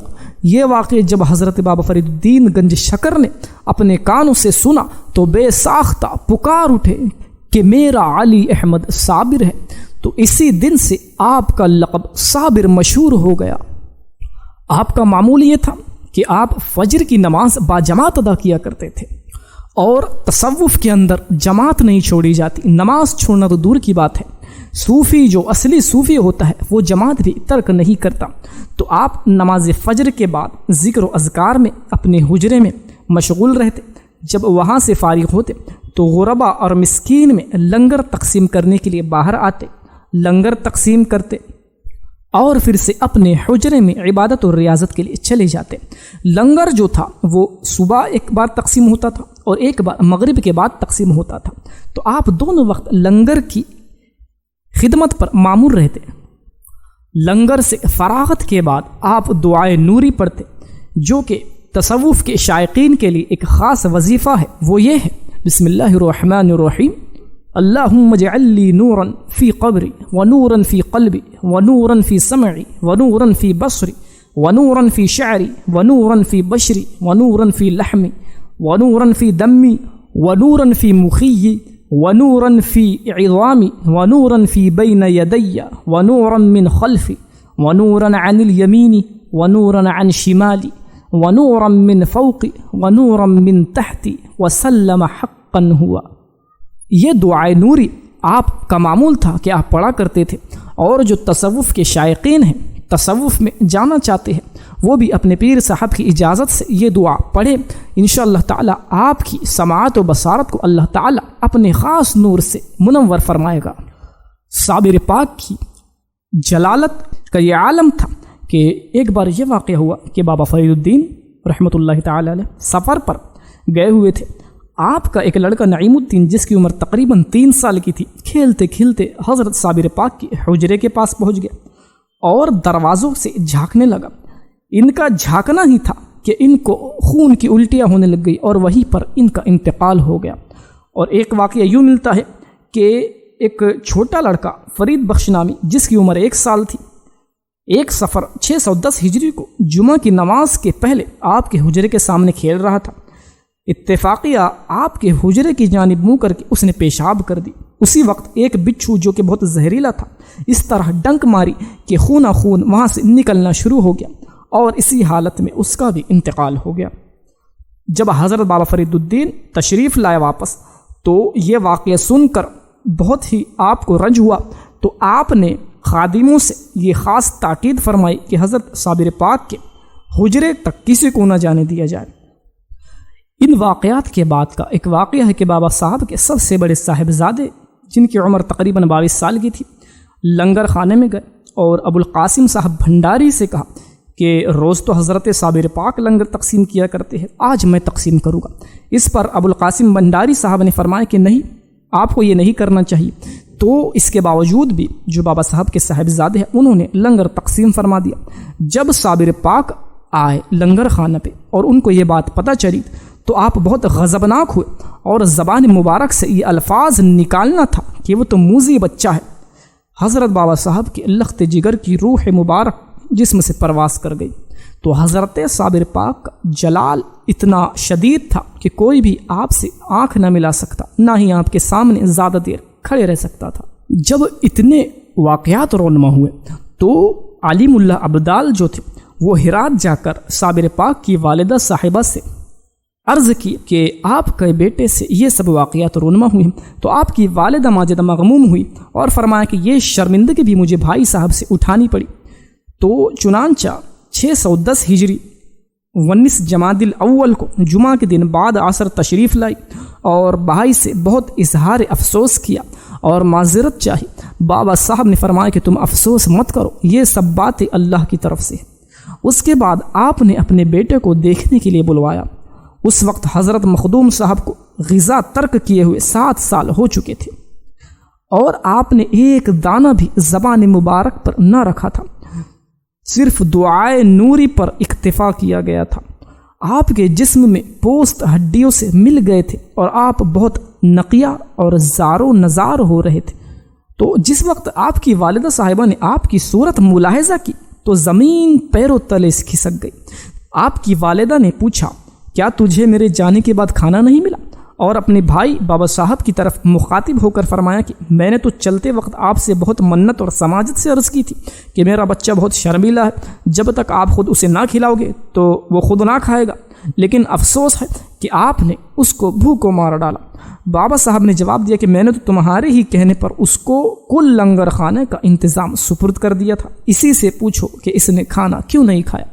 جب آپ کی ماں نے آپ سے پوچھا تو آپ نے جواب دیا کہ ہاں بے شک آپ نے لنگر کا اہتمام میرے سپرد کر دیا تھا، مگر خود مجھے کھانے کی کب اجازت دی تھی اور بغیر حکم کے میں ایک دانہ کیسے کھا سکتا تھا؟ تب بابا صاحب نے فرمایا کہ ہم شیرہ خدا عز و جل نے علی احمد کو دنیا میں کھانے کے لیے نہیں پیدا کیا، اس سے بہت ہی عجیب و غریب باتیں بچپن ہی سے سرزد ہو رہی ہیں اور بہت سی باتیں سرزد ہونے کے لیے باقی ہیں۔ یہ بچپن سے اس قسم کا صبر ظاہر کر رہا ہے اور یہ واقعہ تو اس قدر زبردست ہے کہ بے اختیار ہو کر میں اسے صابر کا لقب دے چکا ہوں اور انشاءاللہ دونوں جہان اسے صابر کے لقب سے یاد کریں گے۔ جب والدہ ماجدہ ہرات سے واپس اجودھن تشریف لائی تو حضرت صابر پاک کی جو عمر تھی وہ جوانی کی دہلیز پر قدم رکھ چکی تھی۔ تو آپ کی والدہ صاحبہ پہلے ہی بابا صاحب سے وعدہ لے چکی تھی کہ میرے صابر کی شادی آپ کی بیٹی سے کی جائے گی۔ تو چنانچہ آپ نے بابا صاحب سے پھر اس کی درخواست کی تو 613 ہجری بعد نماز عصر 21 شوال بروز بدھ کو حضرت صابر پاک کا نکاح حضرت بابا صاحب کی صاحبزادی بی بی شریفہ سے ہوا۔ بی بی شریفہ جو تھی بابا صاحب کی منجلی صاحبزادی تھی، 2 صاحبزادی، ایک ان سے بڑی تھی اور ایک ان سے چھوٹی تھی۔ جب نکاح ہو گیا اور رات ہوئی تو مخدوم صاحب کی والدہ محترمہ نے آپ کے حجرے میں چراغ روشن کر کے دلہن کو آپ کے کمرے میں پہنچا دیا۔ دلہن ادب سے ہاتھ باندھ کر کھڑی رہی۔ تہجد کے وقت جب آپ نے مراقبہ سے سر اٹھایا تو سامنے عورت کھڑی ہوئی نظر آئی۔ آپ نے پوچھا تم کون ہو، کیوں کھڑی ہو؟ تو دلہن نے جواب دیا میں آپ کی زوجہ ہوں، خدمت گزاری کے لیے حاضر ہوں۔ حضرت مخدوم صاحب کیونکہ بہت زیادہ جلالی شخصیت تھی اور انوار الہی سے گھرے ہوئے تھے تو آپ نے فرمایا کہ خدا وحدہ لا شریک ہے، اس کی کوئی بیوی نہیں، میں اس کا بندہ ہوں اور اسی کے جمال میں گم ہوں۔ یہ فرما کر آپ پھر مراقبے میں مشغول ہو گئے۔ آپ کے ان الفاظ کا آپ کی زوجہ پر یہ اثر ہوا کہ وہاں پر جلالی انوارات الہی کا نزول ہونے لگ گیا، جنہیں آپ کی دلہن برداشت نہ کر سکی اور بے ہوش ہو گئی۔ اسی بے ہوشی کے عالم میں حضرت بابا صاحب کے صاحبزادی بی بی شریفہ کا انتقال ہو گیا۔ حضرت مخدوم صاحب کی والدہ کے دل میں طرح طرح کے خیالات پیدا ہو رہے تھے۔ وہ حضرت مخدوم صاحب کی مجذوب حالت سے باخبر تھی۔ احتیاط کے طور پر انہوں نے کمرے کا دروازہ کھلوایا۔ یہ دیکھ کر کہ مخدوم صاحب مراقبے میں مصروف ہے اور دلہن اللہ تعالیٰ کو پیاری ہو گئی ہے، والدہ محترمہ نے نہایت غصے کی حالت میں حضرت مخدوم صاحب کی پیٹھ پر زور سے ہاتھ مارا اور یہ فرمایا کہ میں تمہارے ماموں کی بیٹی سے تمہاری شادی کی تھی، لیکن تم نے دلہن کو کیا کر دیا؟ بتاؤ میں تمہارے ماموں کو اب کیا جواب دوں گی اور کیا منہ دکھاؤ گی؟ تو حضور صابر پاک نے جواب دیا، اماں جان میرا کیا قصور ہے، یہ تو اللہ کی رضا تھی۔ میرے گمان میں آتا ہے کہ جو بی بی شریفہ رحمہ اللہ کا وصال ہوا اس کی وجہ یہ تھی کہ جو انوار اور تجلی صابر پاک کے ارد گرد اور آپ کی بے انتہا مراقبہ اور مجاہدات کی وجہ سے موجود تھے، ان کی تاب وہ نہ لا سکی، اس وجہ سے آپ کا وصال ہو گیا، ورنہ صابر پاک نے خود سے ایسا کچھ نہیں کیا تھا جس کی وجہ سے ان کا وصال ہوا۔ اسی سے یہ پتہ چلتا ہے کہ صابر پاک ہمیشہ اکیلے رہنے کے خواہش مند تھے، کیونکہ انہیں بھی پتہ تھا کہ کوئی میرے ساتھ نہیں رہ سکتا، کیونکہ جس انوار و تجلی میں میں رہتا ہوں اگر کوئی دوسرا آ جائے تو اسے برداشت نہیں کر پائے گا۔ لیکن پھر بھی والدہ کی ضد نے آپ کی شادی، آپ کا نکاح حضرت بابا فرید کی بیٹی سے، آپ کی شہزادی سے کروا دیا، جس کا نتیجہ یہ ہوا کہ وہ پہلے ہی رات میں اللہ تعالیٰ کو پیاری ہو گئی۔ اب جب آپ کی والدہ نے یہ دیکھا کہ میرا صابر دنیا داری سے اور مخلوق سے بالکل کٹا ہوا ہے اور صرف اللہ اللہ کی یاد میں رہتا ہے، تو اب بہو کی پہلی ہی رات میں موت ہو جانا تو یہ بہت بڑا صدمہ ہوتا ہے۔ تو اس اچانک موت سے آپ کی والدہ کے دل پر گہرا اثر ہوا اور وہ بیمار ہونے لگی، آہستہ آہستہ بیماری بڑھتی گئی۔ آخر 3 محرم 614 ہجری بروز جمعہ اس دار فانی سے کوچ فرما گئی۔ تو والدہ صاحبہ کے وصال کی خبر جب آپ کو ملی تو آپ لنگر تقسیم کرنے کے لیے باہر تشریف لائے، تو مولانا ابو القاسم بھنڈاری نے عرض کیا کہ آپ کی والدہ ماجدہ نے رات کو بعد نماز مغرب انتقال فرمایا اور لوگ اس وقت دفن کرنے کے لیے جنازہ قبرستان میں لیے جا رہے ہیں، آپ بھی شریک ہو جائیے۔ آپ نے جواب میں فرمایا کہ اس خدائی لنگر سے زیادہ دنیا میں مجھے کوئی چیز عزیز نہیں، اور والدہ صاحبہ کی تجہیز و تکفین و تدفین کے لیے بابا صاحب کی موجودگی کافی ہے، یہ فرما کر حجرے میں واپس تشریف لے گئے۔ جب والدہ محترمہ کا وصال ہو گیا تو آپ کی استغراقی حالت میں شدت پیدا ہو گئی اور اس کے بعد آپ نے لنگر تقسیم کرنا بھی چھوڑ دیا۔ بیان کیا جاتا ہے کہ آپ کے بعد مولوی ابو القاسم بھنڈاری رحمۃ اللہ علیہ نے برابر لنگر تقسیم کرتے رہے۔ یہ لنگر ابتدا سے لے کر شب برات تک 614 ہجری تک 13 برس کی مدت تک جاری رہا، اس کے بعد یہ بند ہو گیا۔ 9 سال تک آپ استغراق کی کیفیت میں رہے اور اس بیچ نہ کسی سے ملتے نہ کسی سے بات فرماتے۔ تو اب بابا صاحب نے 9 سال کے بعد ارادہ کیا کہ اب حضرت صابر پاک کو بیعت کیا جائے، تو بابا صاحب نے آپ کو حالت استغراق سے ہوش ملانے کے لیے خصوصی توجہ کی اور آپ کے سیدھے کان میں 7 مرتبہ بآواز بلند کلمہ شریف پڑھا۔ حضرت بابا صاحب کا کلمہ پڑھنا ہی تھا کہ آپ ہوش میں آ گئے۔ پھر آپ بابا صاحب کے ساتھ حجرے سے باہر تشریف لائے اور حضرت بابا صاحب کے پاس آ کر خصوصی محفل میں بیٹھنے لگے، اور اسی روز آپ نے حضرت بابا صاحب کے دست حق پرست پر شرف بیعت حاصل کیا۔ بیعت کے بارے میں یہ بیان کیا جاتا ہے کہ 17 ماہ محرم الحرام بروز جمعرات 623 ہجری حضرت بابا صاحب نے بعد نماز عصر حاضرین محفل کے روبرو حضرت شیخ مخدوم علاء الدین علی احمد صابر رحمۃ اللہ علیہ کو اپنے ہاتھ پر توبہ اور بیعت کرائی اور خاندان چشتیہ میں مشرف فرما کر کیفیت باطن و تعلیم سلوک سے مستفیض فرمایا اور اپنی ٹوپی مبارک پہنا دی اور خرقہ اپنا جبہ مقدسہ آپ کو اڑا دیا۔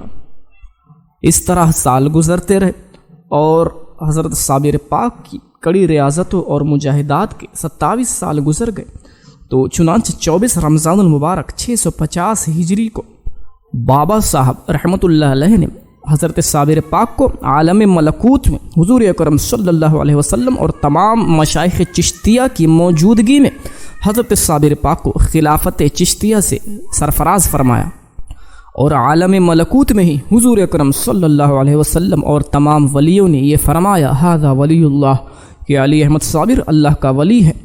تو آپ کی ولایت کا پروانہ خود حضور اکرم صلی اللہ علیہ وسلم نے اپنی زبان حق ترجمان سے دیا ہے۔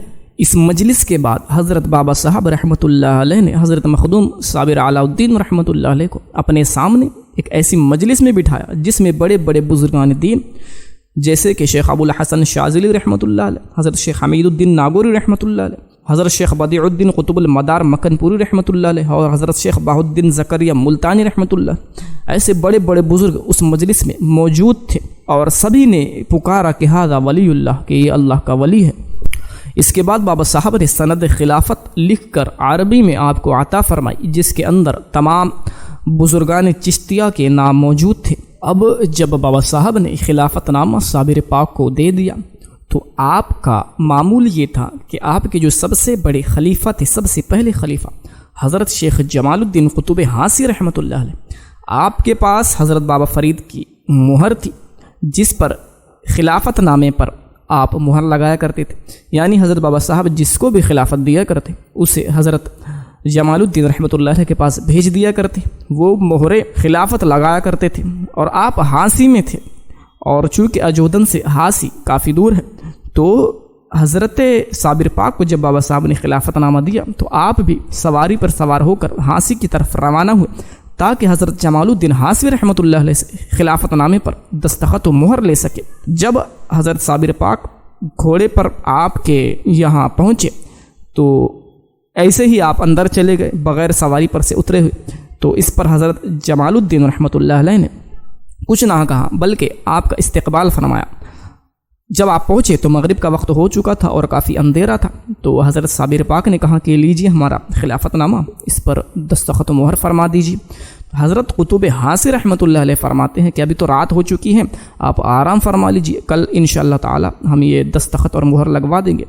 تو حضرت صابر پاک نے یہ نہ مانا اور فرمایا کہ نہیں، آپ ابھی ہی اس وقت ہی مہر لگوا دیجیے۔ تو انہوں نے فرمایا کہ اس وقت تو اندھیرا ہے۔ تو ہوا یوں کہ صابر پاک نے اپنی انگلی پر کچھ پڑھ کر دم فرمایا تو وہ انگلی مثل شمع روشن ہو گئی، انگلی سے روشنی نکلنے لگ گئی۔ تو قطب ہاسی رحمۃ اللہ علیہ نے فرمایا کہ ابھی روشنی تھوڑی کم ہے، تو صابر پاک پھر جلال میں آ گئے اور پھر سے اپنی انگلی پر دم کیا تو وہ انگلی مثل مشال کے روشن ہو گئی اور بہت زیادہ اجالا ہو گیا۔ تو اس پر حضرت ہاسوی فرماتے ہیں کہ آپ اتنے جلال والے ہیں اور آپ اگر دہلی کی قطبیت سنبھالیں گے تو آپ دہلی کو جلا کر، دہلی والوں کو جلا کر خاک کر دیں گے۔ تو قطب ہاسی رحمۃ اللہ علیہ نے یہ جو آپ کا خلافت نامہ تھا دہلی کی قطبیت کا، وہ چاک فرما دیا، پھاڑ دیا۔ اب اس واقعے میں بہت سے علماء اس طرف گئے ہیں کہ یہ واقعہ گڑا ہوا ہے اور جھوٹا ہے، لیکن چونکہ اب کتابوں میں موجود ہے اس لیے بیان کر دیا جاتا ہے۔ تو اب جیسے ہی حضرت قطب ہاسی نے آپ کا خلافت نامہ پھاڑا تو حضرت صابر پاک بڑی جوشیلی طبیعت کے تھے، تو اس حرکت کی آپ تاب نہ لا سکے اور غصے میں آگ ہو گئے اور جلال میں آ کر فرما دیا، تو سند من چاک کر دی، من سلسلہ ترا بریدم، یعنی تو نے میری سند پھاڑی ہے، میں نے تیرا سلسلہ ہی چاک کر دیا۔ اس جگہ پر یہ ہو رہا تھا اور ادھر بابا صاحب رحمۃ اللہ علیہ اپنی مجلس میں ارشاد فرما رہے تھے کہ آج دین کے دو بڑے پہلوانوں میں لڑائی ہو رہی ہے، خدا خیر کرے۔ اس واقعے کے کچھ دنوں بعد حضرت مخدوم پاک حضرت بابا صاحب کی خدمت میں حاضر ہوئے، ہاسی کا واقعہ آپ کو سنایا۔ حضرت بابا صاحب نے سماعت فرما کر ارشاد فرمایا کہ جمال کے چاک کیے ہوئے کو میں نہیں سی سکتا، غم نہ کرو، میں اس سے بہتر تمہیں حکم نامہ لکھ کر دوں گا۔ اب جب صابر پاک دوبارہ حضرت بابا فرید الدین مسعود گنج شکر رحمۃ اللہ علیہ کی بارگاہ میں آئے تو آپ نے دوبارہ سے خلافت نامہ لکھا اور آپ کو کلیر کی قطبیت اور کلیر کی امامت بخشی اور کلیر جانے کا حکم صادر فرمایا۔ کلیر جو ہے یہ ہندوستان کے شہر ہریدوار، اس کے قریب میں تقریباً 25 کلومیٹر دور واقع ہے۔ اسے سن 283 عیسوی میں راجہ کرم پال نے آباد کیا تھا اور اس کا نام ہریدوار گڑھی بگ رکھا تھا۔ ہریدوار جو ہے وہ ہندوؤں کا بڑا مشہور تیرتھ استھل ہے، وہ یہاں پر تیرتھ یاترا کے لیے آتے ہیں اور یہاں پر کئی ہزاروں لاکھوں بت تھے جن کی وہ پوجا کیا کرتے تھے۔ تو خاص اس وجہ سے بابا فرید نے آپ کو یہاں کی قطبیت عطا فرمائی تاکہ یہاں پر جو شرک و کفر کے اڈے بنے ہوئے ہیں اسے ختم کر سکے۔ اسلام آنے سے پہلے کلیہ شریف واقعی کفر و ضلالت کی جگہ تھا جہاں پر انسان کی کوئی قدر و قیمت نہ تھی، عیاشی اور شراب نوشی کو باعث فخر تصور کیا جاتا تھا۔ برسوں سے یہاں کا لوگوں کا ضمیر مردہ تھا اور انسانیت سسک سسک کر پزمردہ ہو چکی تھی، جہاں کسی کا کوئی پرسان حال نہ تھا۔ تو اسلام تو صابر پاک کے پہلے سے ہی، حضرت خواجہ صاحب کے پہلے سے ہی ہندوستان میں آ چکا تھا۔ تو یہاں پر بھی کلیر شریف میں بھی مسلمان چونکہ حضرت صابر پاک کے جانے کے وقت یہاں آباد تھے، لیکن ان کے اندر یہی برائی تھی کہ عوام پر جو تھا وہ رئیسوں اور امیروں کا کافی زور تھا، ساہوکاروں کا بازار گرم تھا، نسلی برتری اور کم تری کا امتیاز تھا، قوم پرستی بڑی ہوئی تھی، خود غرضی، تکبر، غرور اور فسق و فجور کا عام رواج تھا، مطلب پرستی اور عہد شکنی ہر خاص و عام میں پائی جاتی تھی۔ یہی وجہ تھی کہ اس آبادی میں 12 انقلاب آئے جو اس کے زوال کا باعث ہوئے، اور بعد کو یہ مقام ہندوستان اور پاکستان میں ہی نہیں بلکہ دنیا کے گوشے گوشے میں ایک زیارت گاہ کی حیثیت اختیار کر گیا۔ تو حضرت صابر پاک کو کلیر اس لیے دیا گیا یہاں کی قطبیت۔ یہاں پہ مسلمان تو بظاہر موجود تھے، لیکن وہاں پر اونچ نیچ اور صرف رئیسوں کا دبدبہ تھا، اور وہاں کا حال یہ تھا کہ مسجد میں اگر جس کی ایک جگہ مقرر ہو جاتی وہ وہیں پر نماز پڑھا کرتا تھا، کسی کو اس کی جگہ نماز پڑھنے کی اجازت نہ تھی۔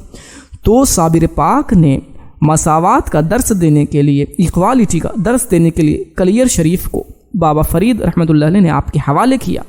چونکہ پہلے بھی مشائخ چشتیہ ہندوستان میں اسلام کا درس اور اسلام کی تعلیم دے چکے تھے، تو کلیر میں بھی جب مسلمانوں کی کثرت ہوئی تو مساجد تعمیر ہوئی، مسلمانوں میں اضافہ ہوتا چلا گیا، اور اسی سرزمین پر ایک جامع مسجد تعمیر کی گئی، جس کا ذکر یوں ملتا ہے کہ کلیر کے بیچ میں ایک بہت بڑی مسجد جو جامع مسجد کے نام سے موسوم تھی، یہ مسجد اتنی بڑی تھی کہ ایک وقت میں اس میں کبھی کبھی تو 2-3 ہزار لوگ ایک ساتھ نماز پڑھ لیا کرتے تھے۔ تو اسی سے اس کی عظمت کا اندازہ لگایا جا سکتا ہے۔ اس مسجد میں بہت بڑے بڑے 3 دروازے تھے، اور مسلمان یہاں پر عبادت کے لیے آیا کرتے تھے، اور یہاں پر درس و تدریس کا سلسلہ بھی جاری تھا، بچے یہاں پر دین کی تعلیم حاصل کیا کرتے تھے۔ تو جب یہاں پر مسلمانوں کا پہلے سے ہی زور تھا اور مسلمان یہاں موجود تھے، تو صابر پاک یہاں پر کس لیے آئے؟ تو اس کی وجہ یہی ہے کہ مسلمانوں میں تکبر اور خود بینی اور انا یہ بہت زیادہ یہاں پر موجود تھی۔ تو اس کو ختم کرنے کے لیے اور مساوات کا درس دینے کے لیے اور اس دین اسلام کی اور تصوف کی تبلیغ کے لیے حضرت بابا صاحب نے صابر پاک کو یہاں پر بھیجا۔ جب بابا صاحب نے آپ کو کلیر شریف کا شاہ ولایت مقرر فرما دیا اور اپنے دست مبارک سے ایک حکم نامہ تحریر فرما دیا، تو اس وقت حضرت صابر پاک کی عمر 55 سال تھی۔ کلیر میں اسلام پھیلے ہوئے 48 برس گزر چکے تھے۔ حضرت مخدوم صاحب کو حضرت بابا صاحب نے 15 ذی الحجہ 652 ہجری میں علیم اللہ ابدال جو بابا صاحب کے مرید تھے ان کے ساتھ جانب کلیر روانہ فرما دیا۔ جب آپ کلیر پہنچے تو وہاں ایک مکان میں رہنے لگے جو گلزادی نام کی ایک عورت کا تھا۔ گلزادی کے اہل خانہ آپ کو ماننے والوں میں سے تھے۔ جہاں آپ نے قیام کیا وہاں جمال تیلی اور نعمت کا بھی مکان تھا، اور آپ کی رہائش کے شمال جانب نارتھ جانب قاضی تبرک جو شہر کے قاضی تھے ان کا بھی مکان تھا۔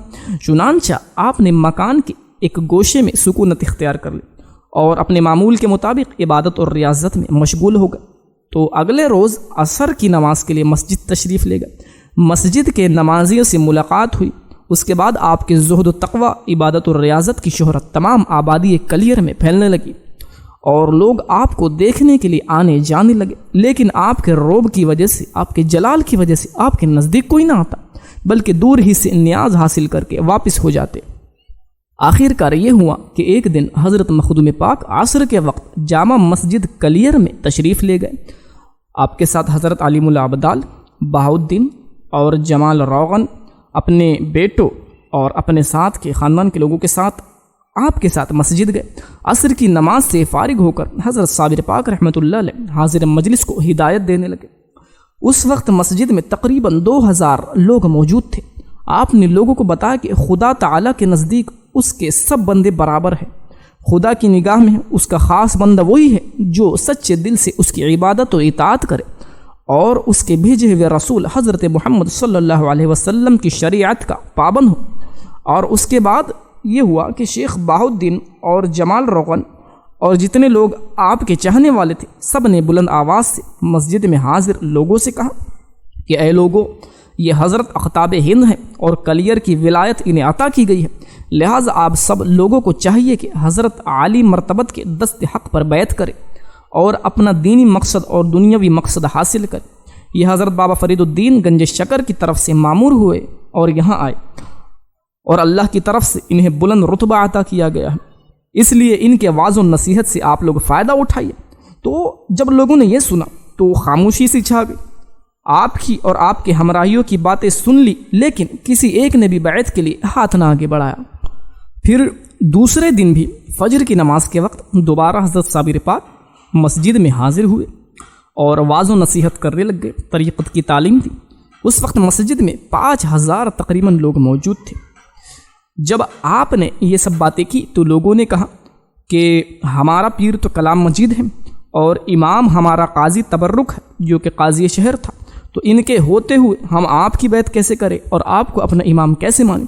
تو حضرت بادشاہ دو جہاں صابر پاک نے جواب میں ان کو ارشاد فرمایا کہ فقیر اپنے حضرت پیر و مرشد سے خلافت نامہ تم لوگوں پر امام ہونے کا بخطاب سلطان الاولیاء کی حاصل رکھتا ہے، اس دلیل سے ہدایت طریقت کرتا ہے، یعنی میں جو یہاں آیا ہوں وہ اپنے من سے نہیں آیا ہوں کہ میرے پیر صاحب نے مجھے بھیجا ہے یہاں پر اور یہاں کی قطبیت اور امامت مجھے بخشی ہے۔ اس اعلان سے تمام شہر کی آبادی میں ہلچل مچ گئی، اور لوگ جو تھے چونکہ وہاں ساہوکار اور عمرا جو تھے وہ غریبوں کو اپنے ہاتھ کے اندر رکھتے تھے اور ان سے اپنی غلامی لیتے تھے۔ تو اب لوگوں نے یہ سوچا کہ اگر یہ پیر صاحب اپنا اس طرح بیان کرتے رہیں تو ہماری جو ساہوکاری ہے، ہمارا جو سیٹ پنا ہے وہ تو چلے جائے گا، اور لوگوں کے سامنے دین کی صحیح تعلیم آ گئی تو لوگ ہماری غلامی سے نکل جائیں گے۔ تو کئی لوگوں نے اب یہ سوچا کہ اب آپ کی مخالفت کرنا چاہیے، تو جو رئیس تھے، عمرا تھے، وہ آپ کے مخالف ہو گئے۔ لیکن حضرت صابر پاک کا یہ عالم تھا کہ آپ کی نظر میں سب ایک جیسے تھے، سب برابر تھے۔ تو جب قوم پرستوں کو معلوم ہو گیا کہ اب قومیت کی برتری کا سکہ نہیں چل سکتا، تو جو لوگ اپنے باپ دادا سے رسم و رواج کے دل دادا اور لکیر کے فقیر تھے وہ سمجھ گئے کہ اب ہماری نہیں چلے گی۔ غرض یہ کہ حضرت صابر پاک رحمۃ اللہ علیہ بزرگان دین سلف کی طرح مخلوق خدا کو بلا لحاظ مذہب و ملت رائے حق دکھانے اور سماجی اصلاح کرنے، اور جو ان کے اوپر بیٹھے ہوئے تھے ان کو نیچے کرنے کے لیے، اور لوگوں کو ان کے پنجوں سے نجات دلانے اور اخوت و مساوات کا پیغام پہنچانے میں آپ مصروف ہو گئے۔ تو سب سے پہلے آپ جس کے گھر رہتے تھے گلزادی، وہ آپ کی مرید ہوئی، اس کے بعد اس کا لڑکا اور شوہر بھی حضرت کے مرید ہو گئے، اور پھر دوسرے لوگ بھی آنے لگے۔ آپ کی تعلیم محبت آمیز تھی اور اس میں تصوف کا رنگ چھلکتا تھا اور مذہبی تعصب سے مبرہ تھی کہ غیر اقوام کے لوگ بھی آپ کی عظمت و کمال کے تعریف سننے کے بعد آپ کے پاس آتے۔ اس کے بعد تو قاضی تبرک کھلم کھلا آپ کا مخالف ہو گیا اور لوگوں کو بہکانا شروع کر دیا اور لوگوں کو آپ کی طرف جانے سے روکنا شروع کر دیا، اور قاضی تبرک نے رئیس کلیر قیام الدین کو بھی اپنی بات سے بدظن کر دیا اور اسے بھی بہکا دیا کہ یہ مرشد بننے اور امام بننے آ گئے ہیں، جن کی وجہ سے ہمارا رسوخ جو ہے وہ کم ہو جائے گا اور لوگ ہماری طرف آنا بند کر دیں گے۔ تو جو قیام الدین رئیس کلیر تھے ان کا بھی یہ ذہن بن گیا اور وہ بھی حضرت صابر پاک کی مخالفت میں اتر گئے۔ تو قاضی تبرک کی باتیں سن کر جو قیام الدین رئیس کلیر جمعہ کے دن مسجد میں حاضر ہوئے، اور حضرت مخدوم صاحب اس کے آنے سے پہلے ہی مسجد میں تشریف فرما تھے، اس نے دریافت کی کہ قاضی صاحب وہ کون شخص ہے جو امامت کا دعویٰ کرتا ہے؟ تو قاضی تبرک نے حضرت صابر پاک کی طرف اشارہ کیا۔ تو یہ رئیس کلیر جو تھے قیام الدین، انہوں نے کہا کہ اگر آپ واقعی میں اقتاب ہے اور امام ہیں تو بتائیے، میری ایک بکری تھی سفید رنگ کی، وہ غائب ہو گئی ہے، وہ کہاں ہے؟ ہمیں بتا دیجیے، اگر آپ بتا دیں گے تو ہم بھی آپ کو اپنا امام مان لیں گے۔ تو حضرت صابر پاک نے یہ سن کر ہاتھ اٹھایا اور یہ فرمایا عالم ارواح کی طرف توجہ کر کے کہ کون ہے جس نے اس کی بکری کھائی ہے؟ لوگوں نکل آؤ۔ تو ایک ہی آن میں اچانک سے 27 لوگ ایک دم حیرت زدہ مسجد میں آ گئے اور دیکھنے لگے ہم کہ یہاں کیسے پہنچ گئے ہیں۔ تو حضرت صابر پاک نے ان لوگوں سے کہا کہ بتاؤ تم لوگوں نے کس طرح سے اس کی بکری کھائی ہے؟ تو وہ لوگ جھوٹ بولنے لگ گئے کہ نہیں، ہم نے ان کی بکری نہیں کھائی ہے۔ تو صابر پاک کہنے لگے کہ اگر تم خود نہیں بتاؤ گے تو تمہارے پیٹ میں سے جو وہ بکری ہے وہ خود بتائیں گی، تو لہٰذا تم خود ہی بتا دو تاکہ تمہاری عزت پامال نہ ہو۔ تو وہ لوگ پھر جھوٹ بولنے لگ گئے۔ تو صابر پاک رحمۃ اللہ علیہ نے نظر کی اور قیام الدین سے فرمایا کہ اپنی بکری کا نام لے کر پکار۔ تو جب وہ اپنی بکری کا نام لے کر پکارتا ہے تو ان لوگوں کے پیٹ میں سے آواز آنے لگ جاتی ہے کہ میں ان لوگوں کے پیٹ میں ہوں۔ ان لوگوں نے آدھی رات کو چاہے صدرک کے کنارے پر مجھے ذبح کر کے میرا گوشت بھون کر کھا لیا، اور ہڈیاں کھال میں رکھ کر اور ایک پتھر اس میں رکھ کر کنویں میں چھوڑ دیا۔ یہ کنواں صدرک کے کوچہ میں تھا اور اس کو رئیس نے بہت گہرائی میں کھدوایا تھا۔ تو اب یہ واقعہ دیکھ کر رئیس سے کلیئر کو بالکل یقین ہو گیا، اور اس نے آپ سے عرض کیا کہ آپ واقعی اقطاب میں سے ہیں، اور یہ چاہتا تھا کہ آپ کی بیعت کرے، لیکن مکار قاضی مبارک نے سوچا کہ یہ تو معاملہ ہی الٹا ہو گیا ہے اور میری بزرگی اور میرے وقت سب خاک میں مل جائے گی۔ تو چپکے سے اس نے رئیس کے کان میں کہا کہ اس کے دھوکے میں نہ آنا، یہ بہت بڑا جادوگر ہے۔ تو رئیس اس کے ورغلانے میں آ گیا اور اس نے حضرت صابر پاک کو جادوگر سمجھ لیا۔ حضرت صابر پاک رحمۃ اللہ علیہ نے مسکرا کر فرمایا، الحمدللہ، آج یہ سنت نبوی علیہ الصلاۃ والتسلیم بھی اس عاجز سے ادا ہو گئی کہ جادوگر خیال کیا گیا۔ یعنی جس طرح مشرکین مکہ نے حضور کو جادوگر کی تہمت لگائی تھی، صابر پاک فرماتے ہیں یہ سنت بھی ہم سے ادا ہو گئی کہ لوگوں نے ہم کو جادوگر کہہ دیا۔ ان لوگوں کی مخالفت روز بروز شدت اختیار کر گئی اور بڑھ گئی۔ تو رئیس کلیئر کو تو یہ چاہیے تھا کہ وہ صابر پاک کی کرامت دیکھ کر آپ کی بیعت کرتا، لیکن وہ بھی قاضی تبرک کی مدد کرنا شروع کر دیا اس نے بھی، اور حضرت کے خلاف ہو گیا۔ تو حضرت صابر پاک نے بابا فرید الدین رحمۃ اللہ علیہ کو خط لکھا اور یوں لکھا کہ حضرت نے بندہ کو جس مقام پر مقرر فرمایا ہے وہاں نماز جمعہ کے لیے ہم کو جگہ نہیں ملتی، اور کوئی جانتا نہیں کہ میں ہوں کون، اور حضرت پیر دستگیر کی اجازت کے بغیر میری تاب نہیں کہ میں کچھ کروں۔ اس باب میں آپ جو حکم فرمائیں اس پر ہی عمل کروں گا۔ حضرت قطب الکاملین نے حضرت بابا فرید نے جواب دیا کہ وہ ولایت تم سے متعلق ہے، جس طرح تمہارا دل چاہے کرو اور جو مناسب ہو وہی تم اختیار کر لو۔ یعنی بابا صاحب نے پوری اجازت دے دی کہ تمہیں جو چاہے کرو۔ حضرت بابا صاحب کا جواب موصول ہونے پر حضرت مخدوم صاحب پھر جامع مسجد میں تشریف لے گئے۔ اس مرتبہ مسجد میں کلیئر کے جو لوگ تھے آپ کے ساتھ وہی سلوک کرنے لگ گئے جو پہلے کرتے تھے۔ جس وقت جماعت کھڑی ہوئی، لوگوں نے نہایت سختی سے کہا کہ تم یہاں سے اٹھ کر کسی دوسری جگہ بیٹھ جاؤ۔ تو حضرت مخدوم صاحب اور آپ کے ساتھیوں نے فقیرانہ تواضع سے اظہار معذرت کرتے ہوئے کہا کہ جگہ خالی تھی، ہم آ کر بیٹھ گئے، ہمیں امید ہے کہ آپ ہمارا عذر قبول کریں۔ یہ بات سن کر جو دوسرے لوگ تھے اور بھی سر پر چڑھ گئے، کہنے لگے یہ ہمارے باپ دادا کی جگہ ہے، تمہیں اس جگہ نہیں بیٹھنے دیں گے۔ غرض یہ کہ بات بڑھ گئی، مسجد میں شور و غل ہونے لگا۔ یہ سن کر حضرت مخدوم صاحب نے مراقبہ سے سر اٹھا کر فرمایا کہ تمہارے باپ دادا کے مقابلے میں اس مقام کا صاحب ولایت اس جگہ نہیں بیٹھ سکتا۔ اس بات پر سب لوگوں نے ہجوم اور شور و غل کرتے ہوئے کہا کہ تمہارے پاس ولایت ہونے کی، شاہ ولایت ہونے کی کیا دلیل ہے؟ یہ سنتے ہی حضرت صاحب مسجد سے باہر آ گئے اور آپ اہل مسجد کو ہدایت فرمانے لگے، مگر وہ کب ماننے والے تھے۔ نماز کھڑی ہو گئی، لوگ مسجد میں گئے تو آپ نے مسجد سے یہ فرما دیا کہ تو بھی سجدہ کر۔ یہ کہتے ہی مسجد میں فوراً گر پڑی اور تمام لوگ دب کر مر گئے۔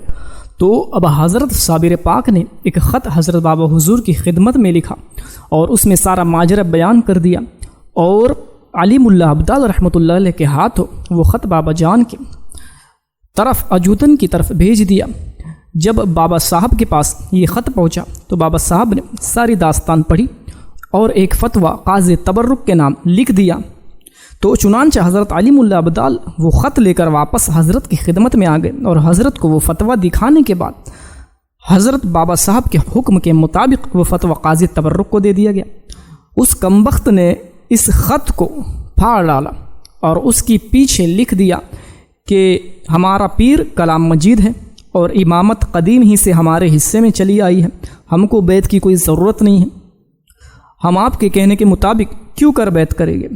تو جب یہ خط علیم اللہ عبدال نے صابر پاک کی خدمت میں لایا تو صابر پاک بہت جلال میں آ گئے اور فرمایا اے لوگوں، تم کو اس کے چاک کرنے سے کیا حاصل ہوا؟ اگر تم یوں ہی واپس کر دیتے تو تمہارا کوئی نقصان نہ ہوتا۔ اور جلال میں آ کر فرمایا اے گستاخو، جاؤ، تم نے ہمارے بزرگ کے خط کو چاک کیا ہے، ہم تم سب کے ناموں کو لوح محفوظ سے چاک کر دیتے ہیں۔ آج کی بات یاد رکھو کہ تم لوگ کلیئر کی زمین میں سے جلد سوخت ہو جاؤ گے اور غائب ہو جاؤ گے، اور ایسے جلو گے کہ قیامت تک تم سب جلتے رہو گے۔ یہ حضرت صابر پاک کی ان کو بد دعا ہوئی۔ تو اسی دن آپ نے وہ پھٹا ہوا خط اور ایک خط دوسرا آپ نے لکھا اور اپنی عرضی حضرت بابا صاحب کی خدمت میں بغرض اطلاع حالت روانہ فرمائی۔ جس وقت نام مبارک آپ کے ملاحظہ سے گزرا تو آپ نے ارشاد فرمایا کہ ٹھہرو، جواب دیا جائے گا۔ اس کے بعد آپ نے استغراق فرمایا اور 13 یوم تک حجرے سے باہر نہ تشریف لائے۔ 14ویں دن فجر کے وقت برآمد ہو کر ایک فرمان ان لوگوں کے جو رئیس کلیر تھا اس کے نام لکھا، اور اس میں یہ تھا کہ خدائے بزرگ و برتر نے تجھے کلیر کی ریاست عطا فرمائی اور مخدوم علاء الدین علی احمد صابر کو بادشاہی 2 جہاں عطا فرمائی ہے۔ تجھ کو لازم ہے کہ تو فوراً ان کی اطاعت کر، تو ان کے مرتبے سے ناواقف ہے۔ تو نہیں جانتا کہ ان کا باپ شاہ عبد الرحیم ہے اور ان کے باپ حضرت عبد الوہاب ولی اللہ ہے اور یہ حضرت علی کی آل میں سے ہیں۔ تو بابا فرید نے حضرت صابر پاک کے جو مراتب تھے وہ اس خط میں گنوائے اور اس کو سارا فتویٰ لکھا کہ تو یہ کہتا ہے کہ قرآن ہم مانتے ہیں، لیکن قرآن میں تو یہ لکھا ہے کہ اطیعوا اللہ و اطیعوا الرسول و اولی الامر منکم۔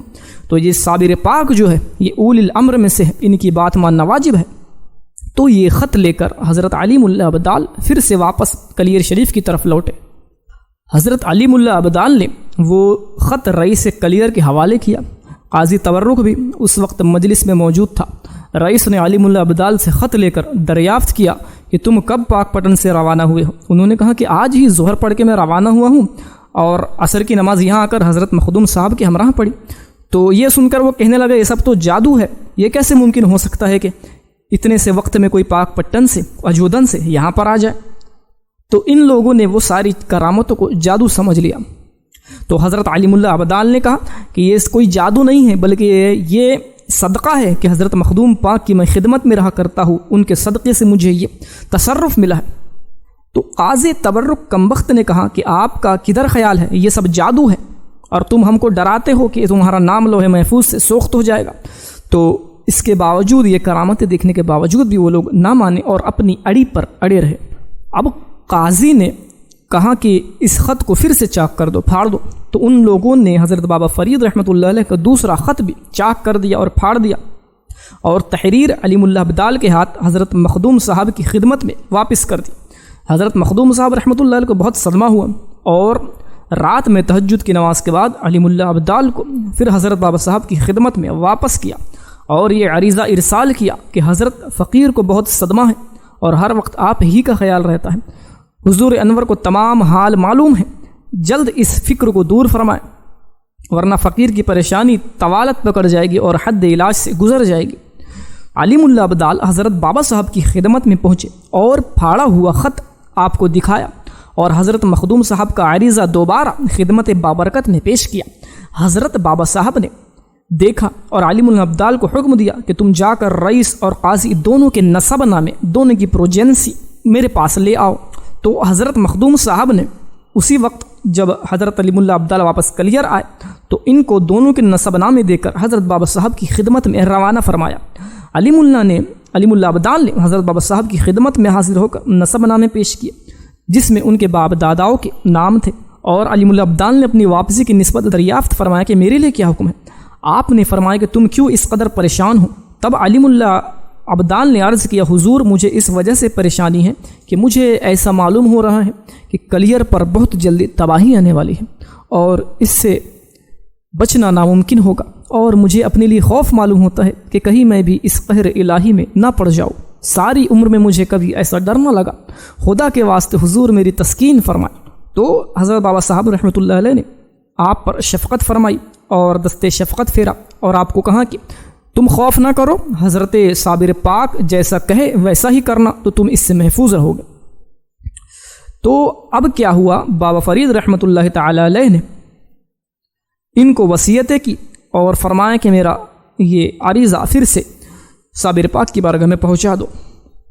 تو اب یہ ہونا تھا کہ صابر پاک کو پوری طرح سے بابا صاحب نے اتھارٹی پوری چھوٹ دے رکھی تھی کہ کلیر تمہارے حق میں تم جو چاہو کرو، اور اس خط میں بابا صاحب نے صرف اتنا ہی لکھا کہ میرے مخدوم کلیر تیری بکری ہے، چاہے اس کا گوشت کھا چاہے اس کا دودھ پی، یعنی کلیر کو ہر طرح سے ہم نے تمہارے حوالے کیا ہے، جو چاہے کرو۔ تو اب علی ملا ابدال یہ خط لے کر لوٹے تو بتاریخ 9 محرم 651 ہجری بروز पंज शंबा यानी जुमेरात को सुबह के वक्त हज़रत मखदूम साबिर रहमतुल्लाह अलैह ने विरद सैफुल्ला, हिर्ज़ यमानी शरीफ, हिर्ज़ मुर्तज़वी को बतरतीब क़य्यूमी रूही तिलावत फरमाया और आसमान की तरफ दम कर दिया। और दूसरे दिन इसी सुल्तानुल औराद को बतरकीब गौसी मानवी तिलावत फरमा कर ज़मीन की तरफ दम कर दिया। इसी वक्त ज़मीन में एक जुम्बिश बतौर ज़लज़ला के महसूस हुई। थोड़े अरसे के बाद फिर एक ज़लज़ला आया और एक पहर दिन चढ़े, फिर तीसरी मरतबा ज़लज़ला आया। रईस शहर ने काजी को बुलवा कर ये पूछा कि आज क्या बात है कि ज़लज़ला आया है, वो भी दिन में 3-3 मरतबा ज़लज़ला आया है। तो काजी फिर से इसे जादू और सहर की तरफ मंसूब करने लग गया और काजी ने कहा कि मैंने एक जादूगरनी बुलाई है, उससे हम पूछते हैं। तो जब उससे पूछा तो वो कहने लगी कि ये ज़लज़ले क्या है, हम भी इसे पैदा कर सकते हैं, ये कोई बहुत बड़ी बात नहीं। तो उसने अपने मंत्र वगैरह पढ़ी और जादू से उनके जहनों में ज़लज़ला पैदा किया, यानी असलियत में कोई ज़लज़ला नहीं आया, उनके जहनों को ऐसा अपने काबू में किया कि उन दोनों को लगा कि फिर से ज़लज़ला आ चुका है। उसका ये जादू देखकर ये दोनों फिर से हज़रत साबिर पाक को जादूगर समझने लग गए और समझा कि ये जो ज़लज़ला आया है ये उनके जादू की वजह से आया है, कि ये कोई वली और अख्ताब नहीं है। तो जुमा की अज़ान के वक्त तक 7 मरतबा ज़मीन में ज़लज़ला आया। अज़ान की आवाज़ सुनकर सब लोग जामा मस्जिद, इस बड़ी जामा मस्जिद में जो गिर गई थी, ये लोगों ने फिर से बनवा ली थी, तो फिर से उस मस्जिद में ये लोग गए और हज़रत मखदूम साबिर और अलीमुल्ला अब्दाल और शेख बाहुद्दीन इनके साथ ही मस्जिद में पहले से ही मौजूद थे और इमामत के मुसल्ले पर साबिर पाक रौनक अफरोज़ थे कि इतने में रईस शहर और काजी तबर्रुक भी हाजिर हुए। इस वक्त मस्जिद में बकौल बाज़ 13,000 आदमियों का मजमा था। अल्लाह अकबर। तो वो मस्जिद कितनी बड़ी थी कि जिसमें 13,000 मुसल्लियान एक वक्त में नमाज़ पढ़ा करते थे। तो इन लोगों ने वो मस्जिद फिर से बनवाई थी। तो अब ये हुआ कि जिस वक्त काजी तबर्रुक अपने मुसल्ला इमामत के करीब आया तो उस वक्त फिर हज़रत मखदूम साहब ने बुलंद आवाज़ से हिदायत फरमाई कि सुबह से तुम देख रहे हो कि ज़लज़ला आ रहे हैं और अल्लाह ताला का कहर नाजिल हो रहा है, फिर भी तुम सीधी राह पर नहीं आ रहे हो, तो तुम सीधी राह पर आ जाओ और मेरी बैत कर लो और इमामत को तस्लीम कर लो। तो अब भी वक्त है कि तुम पर से ये मुसीबतें हटा दी जाए, वरना मौका न मिलेगा, किसी तरह भी तुम्हारी मग़फ़िरत न होगी। इस वाज़ व नसीहत के बाद भी वो लोग यही समझे कि ये सहर और जादू था। अलगरज़ हज़रत ने बहुत तरीक़े से इनको समझाने की कोशिश की, लेकिन ये ना समझे। ये सब कहकर इमाम हज़रत ने, हज़रत साबिर पाक ने मुसल्ला छोड़ दिया और पिछली सफ़ में बैठ गए, मगर उन लोगों ने वहाँ से यह कहकर कि ये हमारी जगह है, आपको हटा दिया। इसी तरह और पीछे आए, सहन में आए तो दरवाज़े के करीब बैठे, आखिरी सफ़ में मखदूम साहब बैठे, मगर वहाँ भी किसी मरदूद ने यह कहकर खड़ा न होने दिया कि ये मेरी जगह है, और सीढ़ियों पर भी जगह न मिली तो आप मस्जिद के बाहर तशरीफ़ ले आए।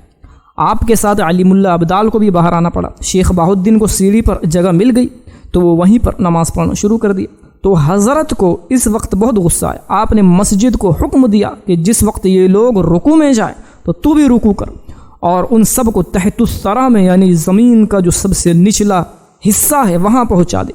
इसी बीच में अगली सब के शुरू और आखिरी से 2 आदमियों ने आवाज़ दी कि ऐ हज़रत, हम तो वली है और आपकी बुज़ुर्गी और इमामत के दिल से कायल है, हमको निजात दिलवाइए। हज़रत ने जवाब दिया कि तुम दोनों ने अव्वल रोज़ ही मेरी इमामत हो क्यों ना तस्लीम कर लिया। अब फ़कीर का मारा हुआ मरदूद होता है, यानी जिस तरह तुम उनके साथ नमाज़ पढ़ रहे हो, तुम्हें तो चाहिए था कि तुम मेरे साथ आ जाओ, बाहर आ जाओ, लेकिन तुम उनके साथ नमाज़ पढ़ रहे हो। तो आपने फरमाया वो चाहे अब वली ही क्यों ना हो, वो हमारी ज़द में आ गया है। तो ये फरमाकर आप भी बाहर नमाज में मशगूल हो गए और अलीमुल्ला अब्दाल आपके पीछे पीछे नमाज में मशगूल हो गए। तो जब इन लोगों ने नमाज बांधी और रुकू के लिए झुके तो सारी मस्जिद रुकू की तरह झुक गई और सारी मस्जिद ज़मीन दोज़ हो गई। जब मस्जिद ज़मीन दोज़ हुई तो सारे शहर में ज़लज़ला आ गया। इस वक्त हुज़ूर अक़दस की ज़ुबान पर ये कलमात जारी थे, या हुआ या मन हुआ या मन लैसा लहु इल्ला हु हक़ हक़ हक़। तो जो लोग मस्जिद के बाहर थे इस हैबत ख़ैज़ वाक़या को देखकर बेतहाशा शहर की जानिब भागे और जाकर लोगों को मस्जिद की तबाही का किस्सा सुनाया। और गुलज़ादी जिसके घर आप ठहरे हुए थे वो भी ये सुनकर आई और हज़रत के पाँव पर गिर गई और अर्ज़ की कि मेरे बाहुद्दीन को, यानी जो आपका बेटा था, उसको बचा लीजिए, वो भी नमाजियों में शामिल था जिनको सीढ़ी के पास जगह मिल गई थी। تو حضرت نے فرمایا جا وہ سیڑھی کے پاس دبے ہوئے جا کر نکال لے۔ تو جب علیم اللہ ابدال ان کے کہنے پر گئے وہاں پر تو انہوں نے بہاؤالدین کو سیڑھیوں میں سے نکال لیا اور انہیں کوئی نقصان نہ ہوا تھا۔ اب اس واقعے کے بعد صابر پاک کا جلال اپنی کمال حد کو پہنچنے والا تھا۔ آپ نے تمام لوگوں کو یہ وصیت کی کہ جتنے لوگ ہیں سب کے سب یہاں سے نکل جائے، کیونکہ اب میں اس کی بارگاہ میں خاص عبودیت حاصل کرنے والا ہوں اور یہاں پر 12 کوس تک آگ ہی آگ ہوگی۔ اس طرح آپ نے سب کو تنبیہ کی اور لوگ حضور سے معافی مانگ رہے تھے، مگر علیم اللہ ابدال بوجہ جذب خاص و حالت جلال کسی شخص کو بھی حضرت کے سامنے نہیں جانے دیا اور یہ کہہ کر ٹالتے رہے کہ اب وقت گزر گیا ہے، حضرت بہت جلال میں ہیں، یہاں سے بھاگو۔ مگر جب شہر کے لوگوں نے زیادہ منت سماجت کی تو آپ وہاں سے اٹھ کر کسی دوسرے جگہ پر چل دیے۔ اب صابر پاک نے ایک خط اور لکھا بابا صاحب کی طرف اور علیم اللہ ابدال کو بھجوایا اور سارا اس میں واقع مسجد کے زمین دوز ہونے کا لکھوایا اور علیم اللہ ابدال کو یہ نصیحت کی جب تو واپس آئے تو میرے آگے نہ آنا بلکہ میرے پیچھے ہی رہنا ورنہ جل کر خاک ہو جائے گا۔ تو یہ سن کر علیم اللہ ابدال پاک پٹن کی جانب روانہ ہوئے اور بابا صاحب کی خدمت میں یہ عریضہ پیش کیا۔ تو بابا صاحب نے یہ ماجرا سن کر اور اپنے لخت جگر کا یہ دکھڑا سن کر اپنے مریدوں اور اپنے خاص خلفاء سے فرمایا کہ صابر پاک کی پرسی کرنے کے لیے آپ لوگ جائیے۔ تو بابا فرید کے بہت سارے خلفاء اور مریدین صابر پاک کی بارگاہ میں حاضر ہونے کے لیے وہاں سے نکل پڑے۔ 11ویں محرم 651 ہجری صبح کی نماز سے فارغ ہو کر حضرت بابا شیخ فرید الدین گنج شکر نے اپنے خاص مریدوں اور اپنے خاص خلفاء کو حضرت صابر پاک کی خدمت جانے کا حکم دیا۔ تو علیم اللہ ابدال نے حضرت مخدوم صاحب کی خدمت میں تہجد کے وقت حاضر ہو کر جملہ حالات پاک پٹن شریف کے بیان کر دیے، مگر علیم اللہ ابدال نے ملاحظہ کیا کہ حضرت مخدوم صاحب ایک جگہ پر قیام نہیں فرماتے۔ حضرت مخدوم صاحب نے علیم اللہ ابدال سے فرمایا کہ اب تم ہم سے عالم امکان کی گفتگو مت کرنا، بلکہ اگر کچھ کہنا ہو تو عالم وجوب کی کہنا۔ کہا جاتا ہے کہ کلیر شریف کی 4 چیزوں نے آپ سے بزبان حال التجا کی اور دعا کی درخواست کی کہ ہم آپ کی آگ سے محفوظ رہیں۔ وہ 4 چیزیں یہ ہیں کہ ایک فاختہ کہ جو گولر کے درخت پر آشیانہ رکھے ہوئے تھا اور ایک گولر کا درخت جو اب بھی مزار اقدس کے پاس موجود ہے، اور ایک قطع زمین جو حضرت کے جائے قیام سے تھوڑے سے فاصلے پر تھی، اور ایک مزار سیدنا امام الدین صاحب جو حضرت غوث اعظم کی اولاد میں سے تھے، یہ سب محفوظ تھی۔ ان 4 چیزوں کے تحفظ کی دعا فرما کر گولر کے درخت کے قریب رو بقبلہ ہو کر آپ کھڑے ہو گئے۔ علیم اللہ ابدال آپ کے ہمراہ سایہ کی طرح حاضر تھے۔ آپ نے اپنی پشت مبارک گولر کے درخت سے لگائی اور الٹے ہاتھ سے ایک شاخ اس کی پکڑی اور سیدھے ہاتھ کی مٹھی بند کر کے انگشت شہادت عالم کی اور آنکھ آسمان کی جانب لگا دی۔ تھوڑی دیر تک ایک استغراق کی حالت آپ کے اوپر باقی رہی۔ تھوڑی دیر کے بعد آپ کے ہاتھ سے درخت کی شاخ چھوٹ گئی اور دوسرا ہاتھ بھی نیچے چھوڑ دیا۔ آسمان کی جانب سے آنکھیں ہٹ گئی اور آپ اسی حالت میں درخت گولر سے ہٹ کر تھوڑے فاصلے پر کہ اب اسی جگہ جہاں پر آپ کا مزار ہے وہاں کھڑے ہو گئے۔ کچھ وقت کے بعد آپ نے اپنی چشم جلال کو جودا کیا اور نظر برق صورت جو زمین پر پڑی تو آپ کے پائے مبارک سے 7 قدم کے فاصلے پر زمین سے آگ نکلنا شروع ہو گئی اور چاروں طرف یہ آگ بڑھتی گئی اور پھیلتی گئی، اور انہی 4 چیزوں کے علاوہ ساری چیز میں آگ لگ گئی۔ تمام مکان، درخت، جانور اور تمامی کلیر کی مخلوق جلنے اور تباہ ہونے لگی۔ آگ کے شعلے اس قدر بلند ہو گئے کہ کسی کو پناہ نہ ملتی۔ کئی دن تک اسی طرح آگ کا تسلسل ختم نہ ہوا اور سارا شہر کلیر جل بھن کر خاک سیاہ ہو گیا۔ صرف وہی 4 چیزیں باقی رہ گئی تھی۔ آگ لگے ہوئے 4 دن گزر چکے تھے مگر زمین مثل تنور کے گرم تھی۔ کسی کی ہمت نہ تھی کہ اس 12 کوس کے دائرے کے اندر کوئی قدم رکھ سکے۔ اسی بیچ میں حضرت بابا صاحب کے جو خلفاء آپ نے بھجوائے تھے آپ کی مزاج پرسی کے لیے پہنچے، مگر شدت تپش سے اور آگ کی وجہ سے کوئی صاحب قدم آگے نہ بڑھا سکا۔ تو سب نے صابر پاک کا نام بلند آواز سے پکارا تو تب علیم اللہ ابدال کو حضرت مخدوم صاحب رحمۃ اللہ علیہ نے ان سب لوگوں کے لیے لانے کے لیے حکم دیا، اور اسی استغراقی کیفیت میں آپ اسی طرح رہے۔ کبھی درخت گولر کے قریب کھڑے ہوتے اور کبھی جائے اقامت پر پہنچ جاتے، مگر جس وقت آنکھ کھولتے اور نگاہ قہاری زمین پر پڑتی تو شعلے بلند ہونے لگ جاتے۔ تو وہ سب خلفاء اور مرید آپ کی بارگاہ میں حاضر ہوئے اور آپ کی مزاج پرسی مختلف اوقات میں کرتے رہے، اور بہت سے بزرگ آپ کی مزاج پرسی کے لیے آتے رہے، اور یہ سلسلہ جاری رہا۔ اب یہ ہوا کہ کلیر کی آبادی جب پوری طرح سے تباہ ہو گئی تو آپ ایک جگہ پر مقیم ہو کر اللہ تعالیٰ کی یاد میں مستغرق ہو گئے۔ کلیر کی ویرانی کے بعد حضرت صابر رحمۃ اللہ علیہ بڑے شوق و ذوق کے ساتھ ہر بات سے بے فکر ہو کر ریاضت و مجاہدہ اور اشتغال کرنے لگے۔ جنگل کے جانوروں اور پرندوں کو ان سے بہت زیادہ محبت ہو گئی تھی، اور شیر ان کے دروازے پر دم سے جھاڑو دیا کرتے تھے، لیکن عوام میں سے لوگوں میں سے کوئی بشر بھی ان کے نزدیک نہیں جا سکتا تھا۔ آپ کا استغراق اس قدر بڑھ گیا کہ ایک درخت گولر کی شاخ پکڑ کر کھڑے ہو گئے، اور اللہ تعالیٰ کے دیدار کی لذت پانے کے لیے آپ وہیں پر کھڑے رہے۔ جس گولر کی شاخ پکڑ کر آپ کھڑے تھے وہاں اس قدر عرصہ گزرا کہ 12 سال اسی طرح آپ نے وہیں کھڑے رہ کر گزار دیا۔ بدن کے کل حصے خشک ہو گئے اور بے حرکت ہو گئے، غرض کے تمام جسم کا تمام کام معطل و بیکار ہو گئے، صرف آنکھیں ہی اللہ تعالیٰ کے جمال دیکھنے کے لیے کھلی رہی۔ گویا کہ 12 سال کا مجاہدہ بہت کٹھن اور سخت تھا، عام لوگوں کے بس کی بات نہیں ہے، بلکہ عام لوگوں کی سوچ سے بھی زیادہ دور ہے۔ اس زمانے میں آپ کی طبیعت میں اور جلال بڑھا، اسی جلال کی وجہ سے لوگ آپ کے قریب نہ آتے تھے۔ اب 12 سال جب گزرے تو بابا صاحب اپنی نورانیت اور اپنے کشف و حال سے یہ سب کچھ جانتے تھے، تو حضرت بابا فرید الدین مسعود گنج شکر اپنے مرید و خلیفہ حضرت علی احمد صابر کے حالات سے بخوبی باخبر تھے۔ تو ایک دن دریائے محبت آپ کا جوش میں آیا، اور بعد نماز اشراق اپنے مریدین میں تشریف لا کر اپنے صابر پاک کی کیفیت مریدوں کو بتائی، اور فرمایا کہ میرا صابر 12 برس کولر کا ٹہنا پکڑے ہوئے کھڑا ہے، تم میں سے کوئی ایسا ہے جو اس کو جا کر بٹھا دے۔ حضرت بابا فرید الدین گنج شکر کی یہ بات سن کر سب حاضرین با ادب خاموش رہے، اور کسی کو جرات نہ تھی کہ صابر پاک کے جلال کے سامنے کھڑے ہو سکے۔ مگر تھوڑے وقفے کے بعد حاضرین مجلس میں سے حضرت شمس الدین ترک پانی پتی آپ کی خواہش پر عمل پیرا ہونے کا اظہار کر دیے۔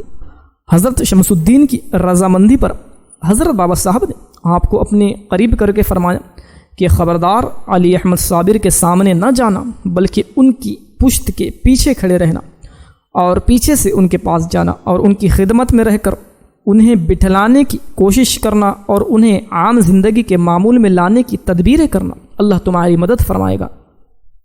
تو حضرت خواجہ شمس الدین ترک پانی پتی کو جمال الدین عبدال نے بتایا کہ وہ علیم اللہ عبدال کی وساطت سے کلیر پہنچ سکتے ہیں۔ چنانچہ آپ کچھ روز بعد علیم اللہ عبدال کی مدد سے کلیر پہنچ گئے، اور جب آپ حضرت کے مقام سے کچھ فاصلے پر رہ گئے تو آپ نے بلند آواز سے قرآن پاک کی قرات شروع کر دی۔ آپ نے کلام پڑھنا شروع کیا اور پشت کی جانب کھڑے ہو کر کلام مجید پڑھتے رہے۔ بہت دیر کے بعد حضرت صابر پاک آپ کی طرف متوجہ ہوئے اور فرمایا، پشت کی جانب کلام اللہ پڑھنا ٹھیک نہیں ہے، سامنے آ کر پڑھو۔ حضرت شمس الدین ان کے سامنے تو نہ آئے، بلکہ آپ ان کے الٹی جانب کھڑے ہو کر کلام مجید پڑھنے لگ گئے۔ کچھ دیر گزری تھی کہ آپ نے کلام مجید پڑھنا بند کر دیا، تو اس پر صابر پاک نے فرمایا کہ بند کیوں کر دیے، کلام مجید پڑھو۔ تو حضرت شمس الدین ترک پانی پتی رحمۃ اللہ علیہ فرماتے کہ حضور، کھڑے کھڑے تھک گیا ہوں، تو اب کھڑے ہو کر پڑھنے کی میرے اندر جسارت نہیں ہے۔ تو حضرت ترک کا یہ کلام سن کر آپ نے فرمایا، ٹھیک ہے، بیٹھ جاؤ اور بیٹھ کر پڑھو۔ اس پر حضرت ترک رحمۃ اللہ علیہ نے پھر عرض کیا کہ یہ کیسے ممکن ہے کہ حضور کھڑے رہیں اور بندہ بیٹھ جائے؟ تو یہ آپ کی تدبیر تھی حضرت صابر پاک کو بٹھانے کی، ورنہ حضرت صابر پاک کسی کے کہنے سے نہ بیٹھتے۔ اب کلام اللہ سننے کے شوق میں حضرت صابر پاک رحمۃ اللہ علیہ نے بیٹھنے کا ارادہ کیا، لیکن بیٹھتے کیسے؟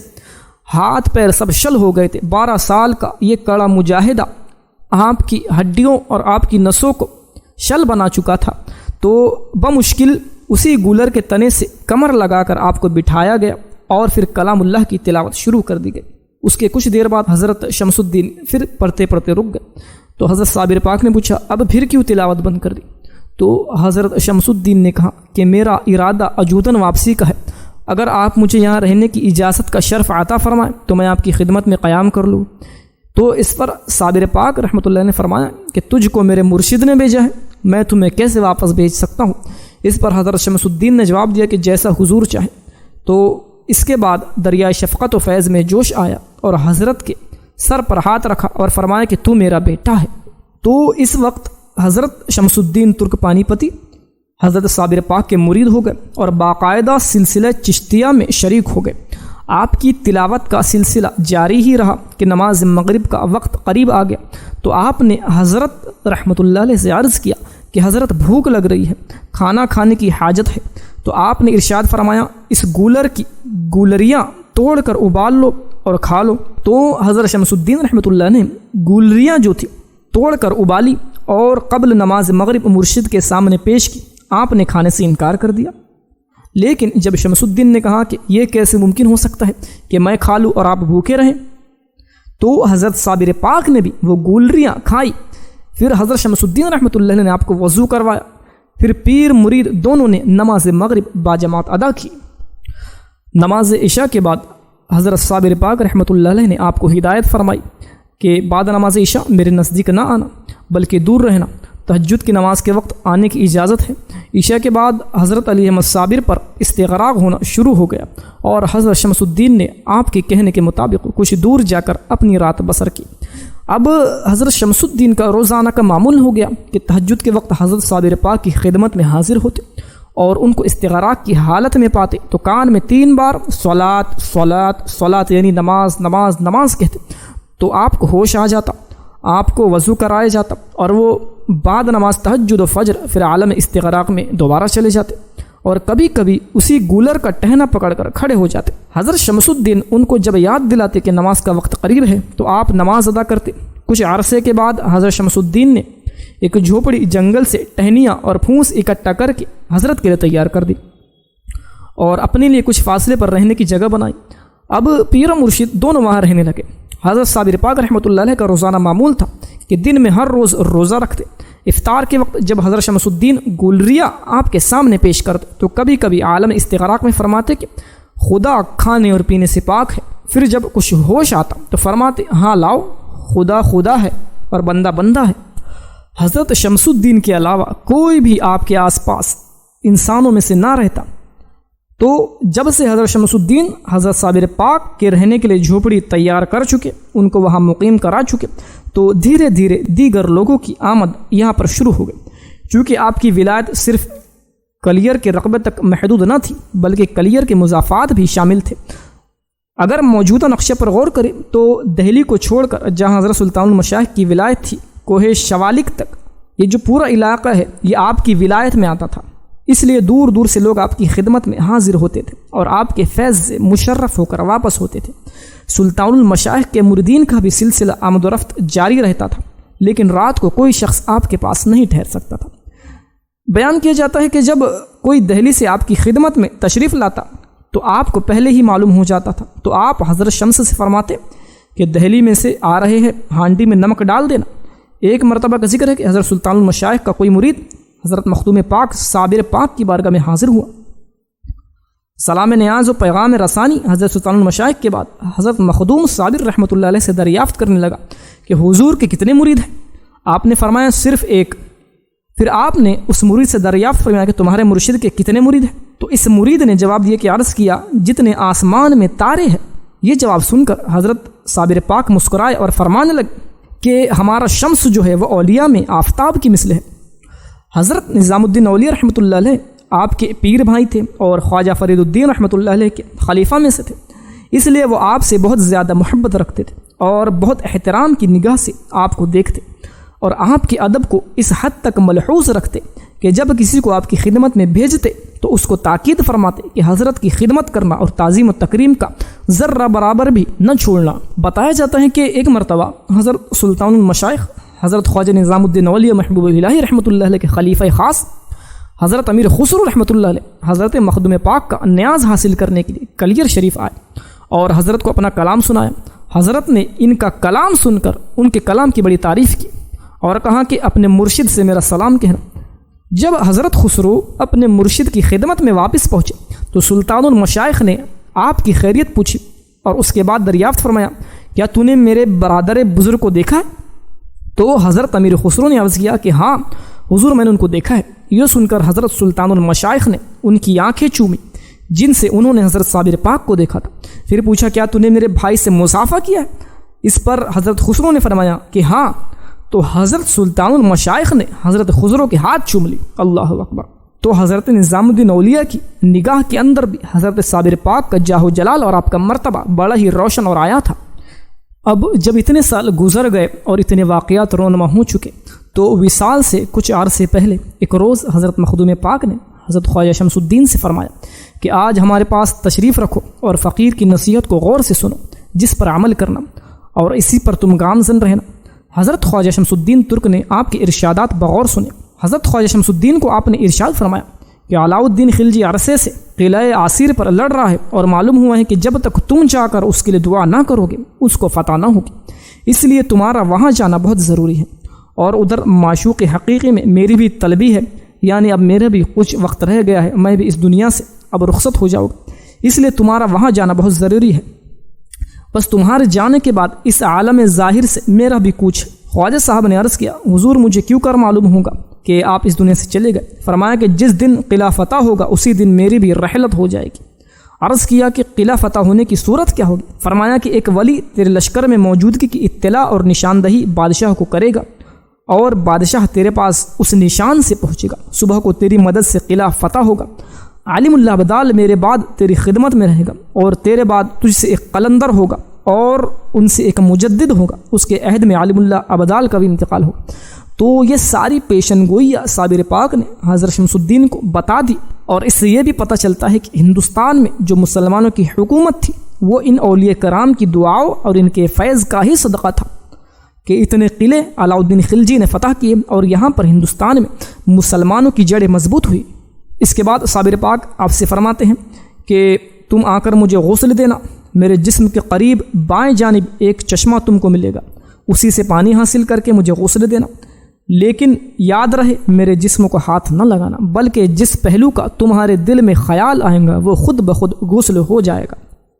اور فرمایا کہ میرے لیے کفن جس پارچہ کا بھی تم کو مہیا ہو وہ لا لینا، اور میرے بابا صاحب کا عمامہ میرے سر پر باندھنا، اور خرقہ جو مجھ کو خلافت کے وقت مرشد سے عطا ہوا تھا میرے سر کے قریب رکھنا، رجال الغیب وہ پہنا دے گے، خوشبو مہیا کرنے کی کوئی تکلیف نہ کرنا کیونکہ ملائکہ آسمان پر فردوس سے خوشبو کا اہتمام کرے گے، اور کافور بہشتی سے دونوں عالم کو معطر کر دیں گے۔ میرا خرقہ جو میں اس وقت جسم پر پہنے ہوں گا اس کے اتارنے کے لیے بھی جسم پر ہاتھ نہ لگانا اور نہ کفن پہنانے کے لیے جسم میں ہاتھ لگانا، بلکہ جیسا جیسا ارادہ اور خیال تیرے دل میں پیدا ہوگا مردانی غیب ویسا ویسا عمل کرتے جائے گے۔ اور ایک بات ضرور یاد رکھنا کہ جس وقت میرا خرقہ بدن سے اترے اس کو 4 تہہ کر کے میری مہر ولایت کے نیچے رکھ دینا اور پھر کفن پہنا دینا۔ اور ایک بات یہ بھی یاد رکھنا کہ غسل کرنے کے وقت سے تکفین ہو جانے تک اپنی آنکھیں ہرگز نہ کھولنا۔ نماز جنازہ کی امامت کے لیے بھی وقت پر انتظام ہو جائے گا اور تم کو بھی علم ہو جائے گا، کسی قسم کا تردد مت کرنا۔ قبر میری رجال الغیب کھودے گے، بدفن میرے جسم کے برابر ہوگا اور مجھ کو قبر میں اس عہد کا مجدد اتارے گا اور وہی قبر کی تعمیر بھی کرے گا، اور قبر کے تختے جمال الدین ابدال جنات کے ذریعے سے منگوائے گا۔ میرے جسم کے نیچے کی مٹی نصف ذرا کے قریب کھود کر اور مہر ولایت کے نیچے کی مٹی اور میرا خرقہ مجدد مذکور اپنے پاس رکھے گا، اور جو خرقہ میرا ہوگا وہ بسلسلہ یہ میرے سلسلے میں منتقل ہوتا رہے گا۔ میں تم کو آج سے ہفت اقلیم کا شاہ ولایت مقرر کرتا ہوں، کوئی شخص جب تک تم نہ بناؤ گے تو ولی نہیں بن سکتا۔ تو صابر پاک نے حضرت خواجہ شمس الدین کو یہ ولایت کے منصب عطا کیے۔ یہ سب باتیں سن کر حضرت شمس الدین کی آنکھیں بھر آئیں اور عرض کرنے لگے حضور کہ یہ کیا عجب ہے، قیامت ہے کہ حضور کا وصال ہو، نہ میں غسل دے سکوں نہ میں حضور کا کفن کر سکوں، مجھے صبر نہ آئے گا۔ آپ زار و قطار رونے لگ گئے۔ حضور نے آپ کے سر پر ہاتھ رکھا اور فرمایا کہ وہ مجدد جو ہوگا اولاد حضرت امام ابو حنیفہ رحمۃ اللہ علیہ میں سے خاندان حنفیہ علویہ کے سلسلے سے طریقہ صابریہ میں ہوگا۔ اگر بابا تو چاہے تو میں تجھے ہی مجدد بنا دوں، لیکن یاد رکھ یہ جو شاہ ولایت کا درجہ ہے یہ مجدد سے بھی بڑا درجہ ہے۔ تو اس پر حضرت شمس الدین نے فرمایا کہ حضور جو چاہے وہ کرے، میں تو صبر کروں گا۔ پھر خواجہ شمس الدین رحمۃ اللہ نے عرض کیا کہ حضور اتنے عرصے تک جسم اقدس آپ کا بلا قبر کے کیوں رہے گا؟ حضرت مختوم صاحب نے فرمایا کہ تو اس باب میں اندیشہ مت کر، حضرت خواجہ قطب الدین بختیار کاکی رحمۃ اللہ علیہ نے اس کا انتظام کر دیا ہے، جا تو بھی دیکھ لے، مقبرہ مولانا امام الدین میں 2 سرخ سنگ رکھے ہوئے ہیں، علیم اللہ ابدال انہیں لا کر ایک داہنی جانب دوسرا بائیں طرف رکھ کر اوپر سے ملا دے گا، اور وہ اس عرصے کے لیے مثل قبر کے ہو جائے گا، مگر سوائے علیم اللہ ابدال کے زنہار اور کوئی شخص ان پتھروں کو ہاتھ نہ لگائے، حتیٰ کہ تو خود بھی نہ چھونا۔ مجدد مذکورہ دوبارہ میری نماز جنازہ پڑھائے گا اور دوبارہ تدفین کرے گا، اور اس طرح سے میں پیر کی سنت کی برکت بھی حاصل کروں گا۔ اس مجدد کی اولاد کلیتاً میرے ظاہر و باطن کی وارث ہوگی۔ میری پہلی تدفین کے بعد دوسری تدفین تک میرے جسم کے پاس کوئی شخص نہ آئے گا، اور شمس الدین مجدد کا مرتبہ یہ ہوگا کہ وہ حضور سرور کائنات سے لے کر اپنے وقت تک کے کل بزرگان ظاہر و باطن کے حال سے واقف ہوگا، اور کل حالات بوقت استفسار سب کو ظاہر کر سکے گا، تمامی تبرکات کا حامل ہوگا، ماضی و حال و مستقبل کے حالات کا علم رکھے گا، اور جو کوئی اس کو پائے گا وہ اس راہ میں بہرہ ور ہوگا، اور جو شخص اس سے انکار کرے گا وہ قطعی بے بہرہ ور ہوگا۔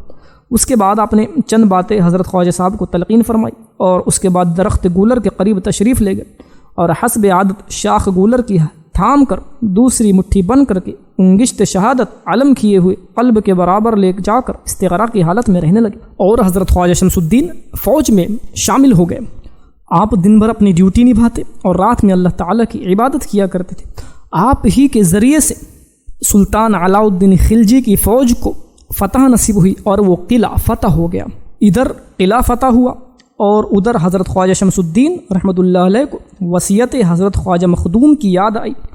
آپ بےتاب ہو گئے، اور اپنا جو کلام مجید تھا شیخ محمد اسلم صاحب بخشی فوج کے ہاتھ یہ لشکرانہ کے عوض میں ہدیہ فرمایا، اور اس میں سے 8 روپے کا اونی سبز رنگ کا کپڑا کفن کے لیے اور 1 روپے کا کپڑا تہبند کے لیے خرید فرمایا، اور بقیہ 2 روپے میں سامان برائے فاتحہ مثل میدہ، شکر وغیرہ، روغن وغیرہ، زردہ وغیرہ خرید کر اور سب توشہ کمر سے باندھ کر بغیر کسی کو اطلاع دیے کلیئر کی جانب روانہ ہو گئے۔ اس میں اعظم چشتیہ برابر تلاوت فرماتے جاتے، اور بہت زور رفتاری سے آپ روانہ ہوں۔ تھوڑی دیر چلنے کے بعد کیا ملاحظہ فرماتے ہیں کہ علیم اللہ ابدال پریشان حال سامنے سے چلے آ رہے ہیں۔ آپ نے خیریت مزاج حضرت مخدوم صاحب دریافت فرمایا، تو علیم اللہ ابدال نے بعد آداب بجا لانے کے حضرت کی بارگاہ میں عرض کیا کہ آج 1 ہفتہ ہوا کہ مجھے حکم فرمایا تھا کہ تم خواجہ شمس الدین رحمۃ اللہ علیہ کی خدمت میں جاؤ اور اب انہی کے پاس رہیں، میں تم کو انہی کی خدمت کے لیے مقرر کرتا ہوں۔ آپ نے ارشاد فرمایا کہ علیم اللہ ابدال میرے کلیئر سے جانے کے بعد کوئی خاص بات تو ظہور پذیر نہیں ہوئی؟ تو علیم اللہ ابدال نے نفی میں جواب دیا۔ یہ باتیں ہو رہی تھی کہ خواجہ صاحب کو اتفاق سے ٹھوکر لگی اور گر پڑے۔ گرتے ہی آپ کی آنکھیں بند ہوئی، پھر آنکھ جو کھلی تو اپنے آپ کو کلیئر کے نواح میں پڑا ہوا پایا، مگر علیم اللہ ابدال کا پتہ نہیں چلتا تھا۔ آپ کھڑے ہو گئے۔ جمال الدین ابدال تھوڑی دیر کے بعد اپنے جنات کے ساتھ حاضر ہو کر آداب بجا لائے۔ آپ نے درخت گولر کے قریب جا کر اسی سامان سے فاتحہ کے لیے کھانا تیار کیا، اور اس کے بعد قریب جست اقدس کے تشریف لے گئے تو ملاحظہ فرمایا کہ برق جلال بصورت شمشیر جسم اطہر پر گردش کر رہی ہے۔ جب آپ جسم کے قریب پہنچے تو وہ شمشیر آپ کے ہاتھ پر حملہ آور ہوئی۔ آپ نے اپنی آستین فوراً بڑھا کر لٹکا دی، اور وہ لٹکی ہوئی آستین کٹ کر غائب ہو گئی۔ جب سے یہ کہا جاتا ہے کہ حضرت شمس الدین کی اولاد مبارک میں نشانی چلی آتی ہے کہ ایک ہاتھ کی آستین چھوٹی ہو جاتی ہے۔ الغرض جب وہ شمشیر جلال اپنے وار کر کے رخصت ہوئی تو خواجہ صاحب نے ملاحظہ فرمایا کہ ایک شیر بیٹھا ہے اور حفاظت نعش منور کی کر رہا ہے۔ آپ کو دیکھتے ہی فوراً اٹھ کر کھڑا ہوا اور جنگل کی راہ لی۔ اس کے بعد آپ نے آنکھیں بند کر لی، اور جیسا کہ حکم ہوا تھا، جیسی وصیت آپ کو کی گئی تھی، تو ویسے ہی چشمے سے پانی لیا اور غسل دیا۔ اس کے بعد ارشاد کے مطابق تہبند و کفنی پہنائی اور دستار مبارک سر سے باندھی، اور اس سلسلے میں اپنے ہاتھ جسم مبارک سے نہیں لگایا۔ جب آپ کا جنازہ مکمل تیار ہو گیا تو اب آپ بہت متفکر ہوئے، فکر میں پڑ گئے کہ ایسی مقتدر ہستی کی نماز اور میں تنہا پڑھنے والا۔ اس بات سے آپ کو بہت صدمہ ہوا۔ صبر کر کے آپ مصلی پر کھڑے ہونا ہی چاہتے تھے کہ ایک طرف سے آواز آئی کہ ذرا ٹھہرو، جلدی مت کرو، یہ کام تمہارا نہیں ہے، میں آ گیا ہوں۔ خواجہ صاحب نے مڑ کر دیکھا کہ ایک سوار بہت تیز رفتار مغرب کی طرف سے صابری لباس زیب تن کیے ہوئے چہرہ پر نقاب ہے، اور وہ آ پہنچا اور گھوڑے سے اتر کر مصلی پر کھڑا ہو گیا اور نماز پڑھنی شروع کر دی۔ حضرت خواجہ صاحب بھی شریک ہو گئے اور نماز کے ختم ہونے کے بعد سلام کے لیے سیدھی طرف اور الٹی طرف جب منہ پھیرا تو دیکھا کہ ہزاروں اولیاء کرام اور بزرگان دین نماز میں شامل ہیں۔ نماز سے فارغ ہو کر توشہ پر سب نے فاتحہ پڑھی اور سب نے ایک ایک انگلی سے تبرک نوش فرمایا۔ اس کے بعد عالم اللہ ابدال چند جناتوں کے ساتھ مولانا امام الدین مرحوم شہید کے مقبرے میں جا کر دونوں سنگ یاقوت سرخ اٹھا لائے، اور جس طرح کی وصیت ہوئی تھی جسد شریف کے دائیں بائیں جانب رکھ کر ملا دیے گئے، اور سرہانے کی جانب بالکل بند کر کے پیتانی جانب کچھ کھلا رکھ دیا، اور باقی تین طرف سے مٹی لگا کر قبر کو بند کر دیا گیا۔ حضرت شمس الدین نے آپ کی صابر پاک کی زندگی میں ایک روز آپ سے یہ سوال کیا کہ فنا اور بقا کا راز کیا ہے؟ تو حضرت مخدوم صابر پاک نے فرمایا تھا کہ کسی وقت ظاہر کر دیا جائے گا۔ حضرت خواجہ شمس الدین کو وہ سوال یاد آ گیا، مگر یہ ایک واقعہ تھا کہ جس کو مدتیں گزر گئی تھی، جو حضرت خواجہ صاحب کے ذہن سے خارج ہو چکا تھا، مگر آج جس وقت سب لوگ قبر شریف کی چشمہ بندی میں مصروف تھے تو حضرت خواجہ شمس الدین رحمۃ اللہ علیہ کے دل میں یہ بات پیدا ہوئی کہ امام صاحب سے ملاقات کر کے ان کے حالات نام و نشان دریافت کر لینا چاہیے، ورنہ یہ بات پردے میں رہ جائے گی کہ نماز جنازہ صابر پاک کی کس نے پڑھائی۔ چنانچہ آپ سوار یعنی جس نے نماز جنازہ پڑھائی تھی ان کی طرف متوجہ ہوئے تو وہ اپنے گھوڑے کی باگ پکڑ کر سوار ہو چکے تھے، اور خواجہ صاحب کو آتا دیکھ کر گھوڑا مغرب کی جانب بڑھا دیا۔ حضرت خواجہ صاحب گھوڑے کے پیچھے دوڑے اور کچھ دور جا کر گھوڑے کی باگ پکڑ لی اور عرض کیا کہ حضرت اپنا نام اور نشان تو بتا جائے تاکہ یہ بات پردہ میں نہ رہ جائے کہ صابر پاک کا جنازہ کس نے پڑھا ہے۔ یہ سن کر سوار نے اپنے چہرے اقدس سے نقاب اٹھا دیا اور فرمایا کہ فقیر کے جنازے کی نماز فقیر ہی نے پڑھائی۔ اللہ اکبر۔ چہرے پر انور دیکھتے ہی حیرت میں آ گئے تو حضور نے قبر کی جانب اشارہ کر کے فرمایا کہ شمس الدین تم حیرت میں کیوں ہو؟ تم پوچھا کرتے تھے نا کہ یہ فنا اور بقا کیا ہے، تو دیکھو وہ جو قبر ہے وہ فنا ہے اور یہ جو تمہارے سامنے ہے یہ بقا ہے۔ الحمدللہ جیسا میں نے وعدہ کیا تھا تم سے پورا فرما دیا، اور یہ مسئلہ میں نے تمہیں صاف فرما دیا کہ فنا اور بقا کا راز کیا ہے۔ یہ سنتے ہی حضرت خواجہ شمس الدین پانی پتی رحمۃ اللہ علیہ بے ہوش ہو کر گر پڑے، اور وہ سوار صاحب جدھر سے تشریف لائے تھے ادھر کو روانہ ہو گئے۔ حضرت مخدوم پاک کا وصال 13 ربیع الاول 690 ہجری کو بروز پنج شنبہ یعنی جمعرات کو ہوا۔ لفظ مخدوم جو ہے وہ آپ کی تاریخ وصال ہے جس کے عدد جو ہے وہ 690 نکلتے ہیں، تو امت کا یہ مخدوم اپنے رب کی جانب سفر کے لیے روانہ ہوا اور دنیا نے آپ کو خیر آباد کہا، اور یہ آپ کی مخصوص کرامت تھی کہ آپ نے اپنا جنازہ خود پڑھایا۔ آپ کے اس واقعے سے پتہ چلتا ہے کہ جو شخص اللہ تعالیٰ کے لیے خود کو فنا کر دیتا ہے تو اللہ تعالیٰ اسے ہمیشہ کے لیے زندہ فرما دیتا ہے۔ آپ کے وصال کے بعد تقریباً 200 سال سے زیادہ عرصے تک آپ کا مزار اقدس آپ کی جلالت کی وجہ سے لوگوں کی نگاہوں سے پوشیدہ رہا، اور شروع کے زمانے میں کوئی شخص بھی حضرت علی احمد صابر کے مرقد اقدس کی زیارت کو نہیں جا سکتا تھا۔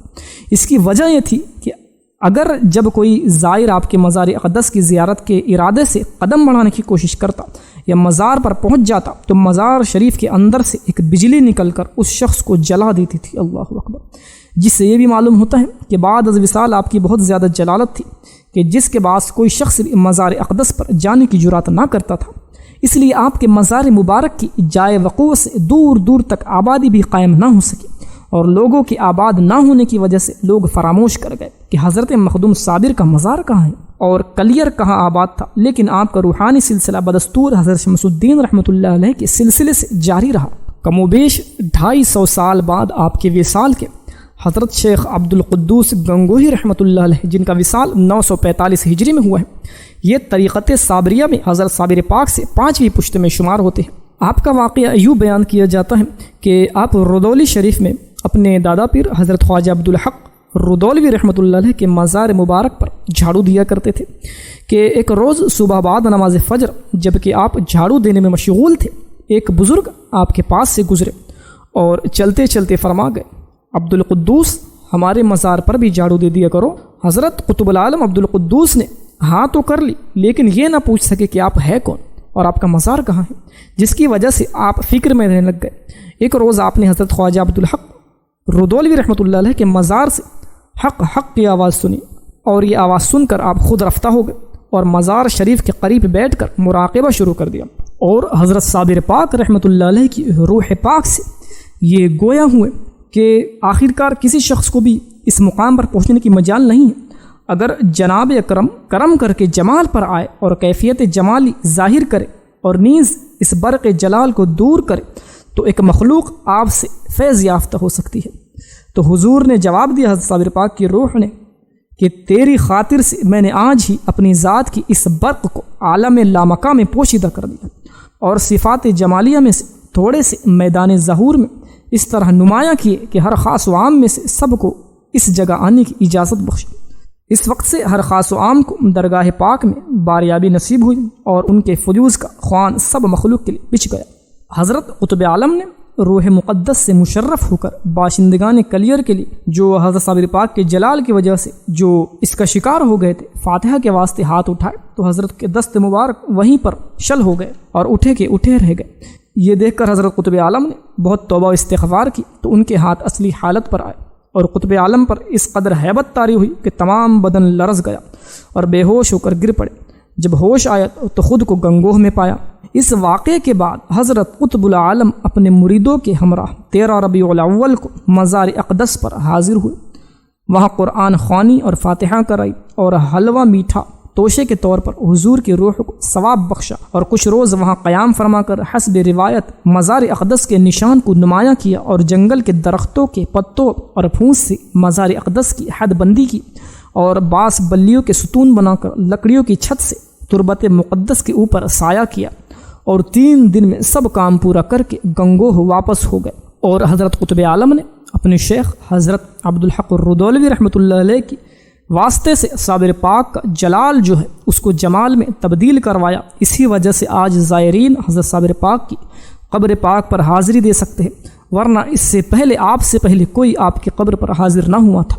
آج بھی حضرت صابر پاک کی مزار کا یہ عالم ہے کہ دور سے دیکھتے ہی جلالت و ہیبت نظر آتی ہے، لیکن آج آپ کا جلال جو ہے وہ کسی کو نقصان نہیں پہنچاتا، اور آپ کی مزار اقدس سے آج لوگ اپنی مرادیں پاتے ہیں، اور دین و دنیا کی دولت لوگوں کو مل رہی ہے۔ اور آپ کی کرامت آج بھی جاری ہے کہ کئی لوگوں نے اس بات کی گواہی دی ہے کہ حضرت صابر پاک آج بھی اپنی کرامت دکھایا کرتے ہیں اور لوگوں کو اللہ تعالیٰ کے قریب کیا کرتے ہیں۔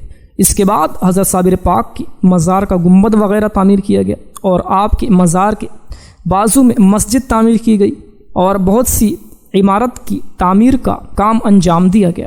آپ کا عرس مبارک ہر سال 13 ربیع الاول کو ماہ ربیع الاول کی پرنور بہاروں میں شہر کلیر میں اور پورے ہندوستان و پاکستان میں منایا جاتا ہے، اور آپ کے فیض سے لوگ لطف اندوز ہوا کرتے ہیں۔ حضرت صابر پاک نے اپنی زندگی میں صرف کرامت ہی نہیں دکھائی، بلکہ مسلمانوں کو راہ راست پر لانے کے لیے آپ نے قرآن و سنت کا درس بھی دیا، اور وظائف و اوراد بھی اپنے مریدوں کو بتائے، جس میں سے تبرک کے لیے ہم چند اوراد بتاتے ہیں کہ جو صابر پاک سے منسوب ہے۔ حضرت صابر پاک رحمۃ اللہ علیہ کا ارشاد ہے کہ اگر کوئی شخص اس بات کا خواہاں ہو، اس بات کی خواہش رکھتا ہو کہ میں رسول اکرم صلی اللہ علیہ وسلم کو خواب میں دیکھوں، تو اس کو چاہیے کہ جمعہ کی رات کو 2 رکعت نماز نفل پڑھے، اور اس ترتیب سے پڑھے کہ ہر رکعت میں سورہ فاتحہ کے بعد 1 بار آیت الکرسی اور 15 مرتبہ سورہ اخلاص یعنی قل هو اللہ احد پڑھے۔ نہایت ہی خلوص کے ساتھ دل سے پڑھ کر پاک بستر پر چپ چاپ سو رہے، انشاءاللہ تعالی وہ شخص خواب میں حضور اکرم صلی اللہ علیہ وسلم کی زیارت سے فیض یاب ہوگا۔ اور ایک چیز اور آپ سے منسوب ہے کہ کچھ لوگ کشف قبور کے خواہش مند ہوتے ہیں، چاہتے ہیں کہ قبر والوں سے بات کریں۔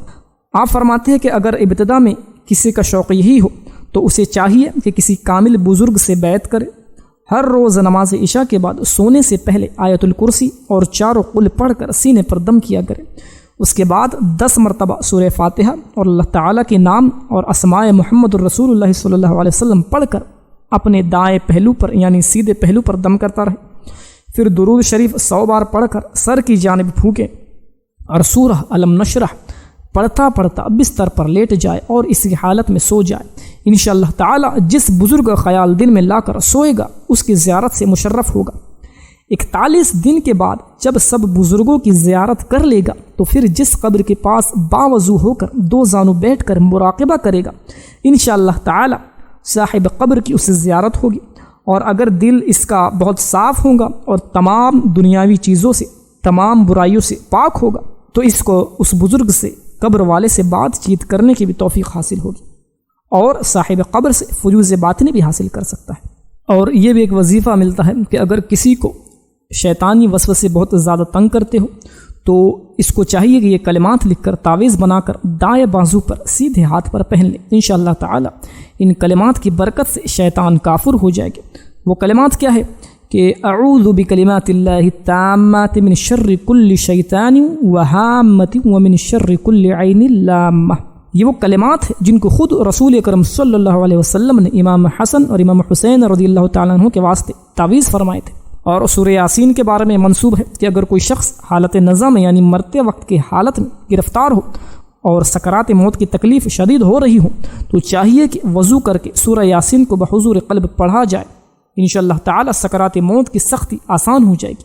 اور ایک عمل رزق کے لیے ہے، اگر کوئی شخص یہ چاہے کہ میں خوشگزار بن جاؤں تو اس کو چاہیے کہ ہر روز بعد نماز فجر کے کلمہ طیبہ لا الہ الا اللہ محمد الرسول اللہ 100 بار بلا ناغہ پڑھے، انشاءاللہ تعالی 121 دن میں غیب سے کشادہ رزق کے اسباب پیدا ہو جائے گے۔ اگر کسی کی کوئی چیز گم ہو گئی ہو تو اس کو چاہیے کہ سورہ والضحیٰ کو 7 مرتبہ اول و آخر 7 بار درود شریف پڑھ کے پڑھے، اور انگشت شہادت اپنے سر کے گرد پھرائے، پھر 7 بار بحضور دل یہ کہے لأصبحت فی امان اللہ وامسیت فی جوار اللہ وامسیت فی امان اللہ واصبحت فی جوار اللہ۔ یہ پڑھ کر دستک دے انشاءاللہ تعالی وہ گمشدہ چیز مل جائے گی۔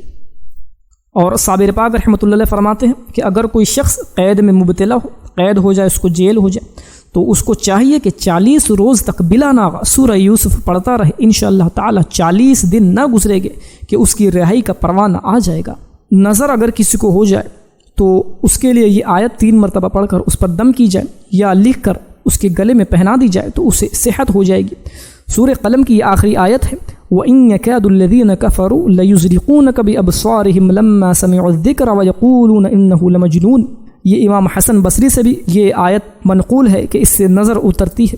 تو ایسے بہت سارے علاج حضرت صابر پاک نے بہت سارے اوراد و وظائف بتائے ہیں جن سے بہت ساری مشکلیں دور ہوتی ہیں۔ اللہ تعالی ہمیں فیضان صابر پاک سے مالا مال فرمائے اور آپ کی نسبت کا ہمیں صدقہ عطا فرمائے۔ استغفر اللہ ربی من کل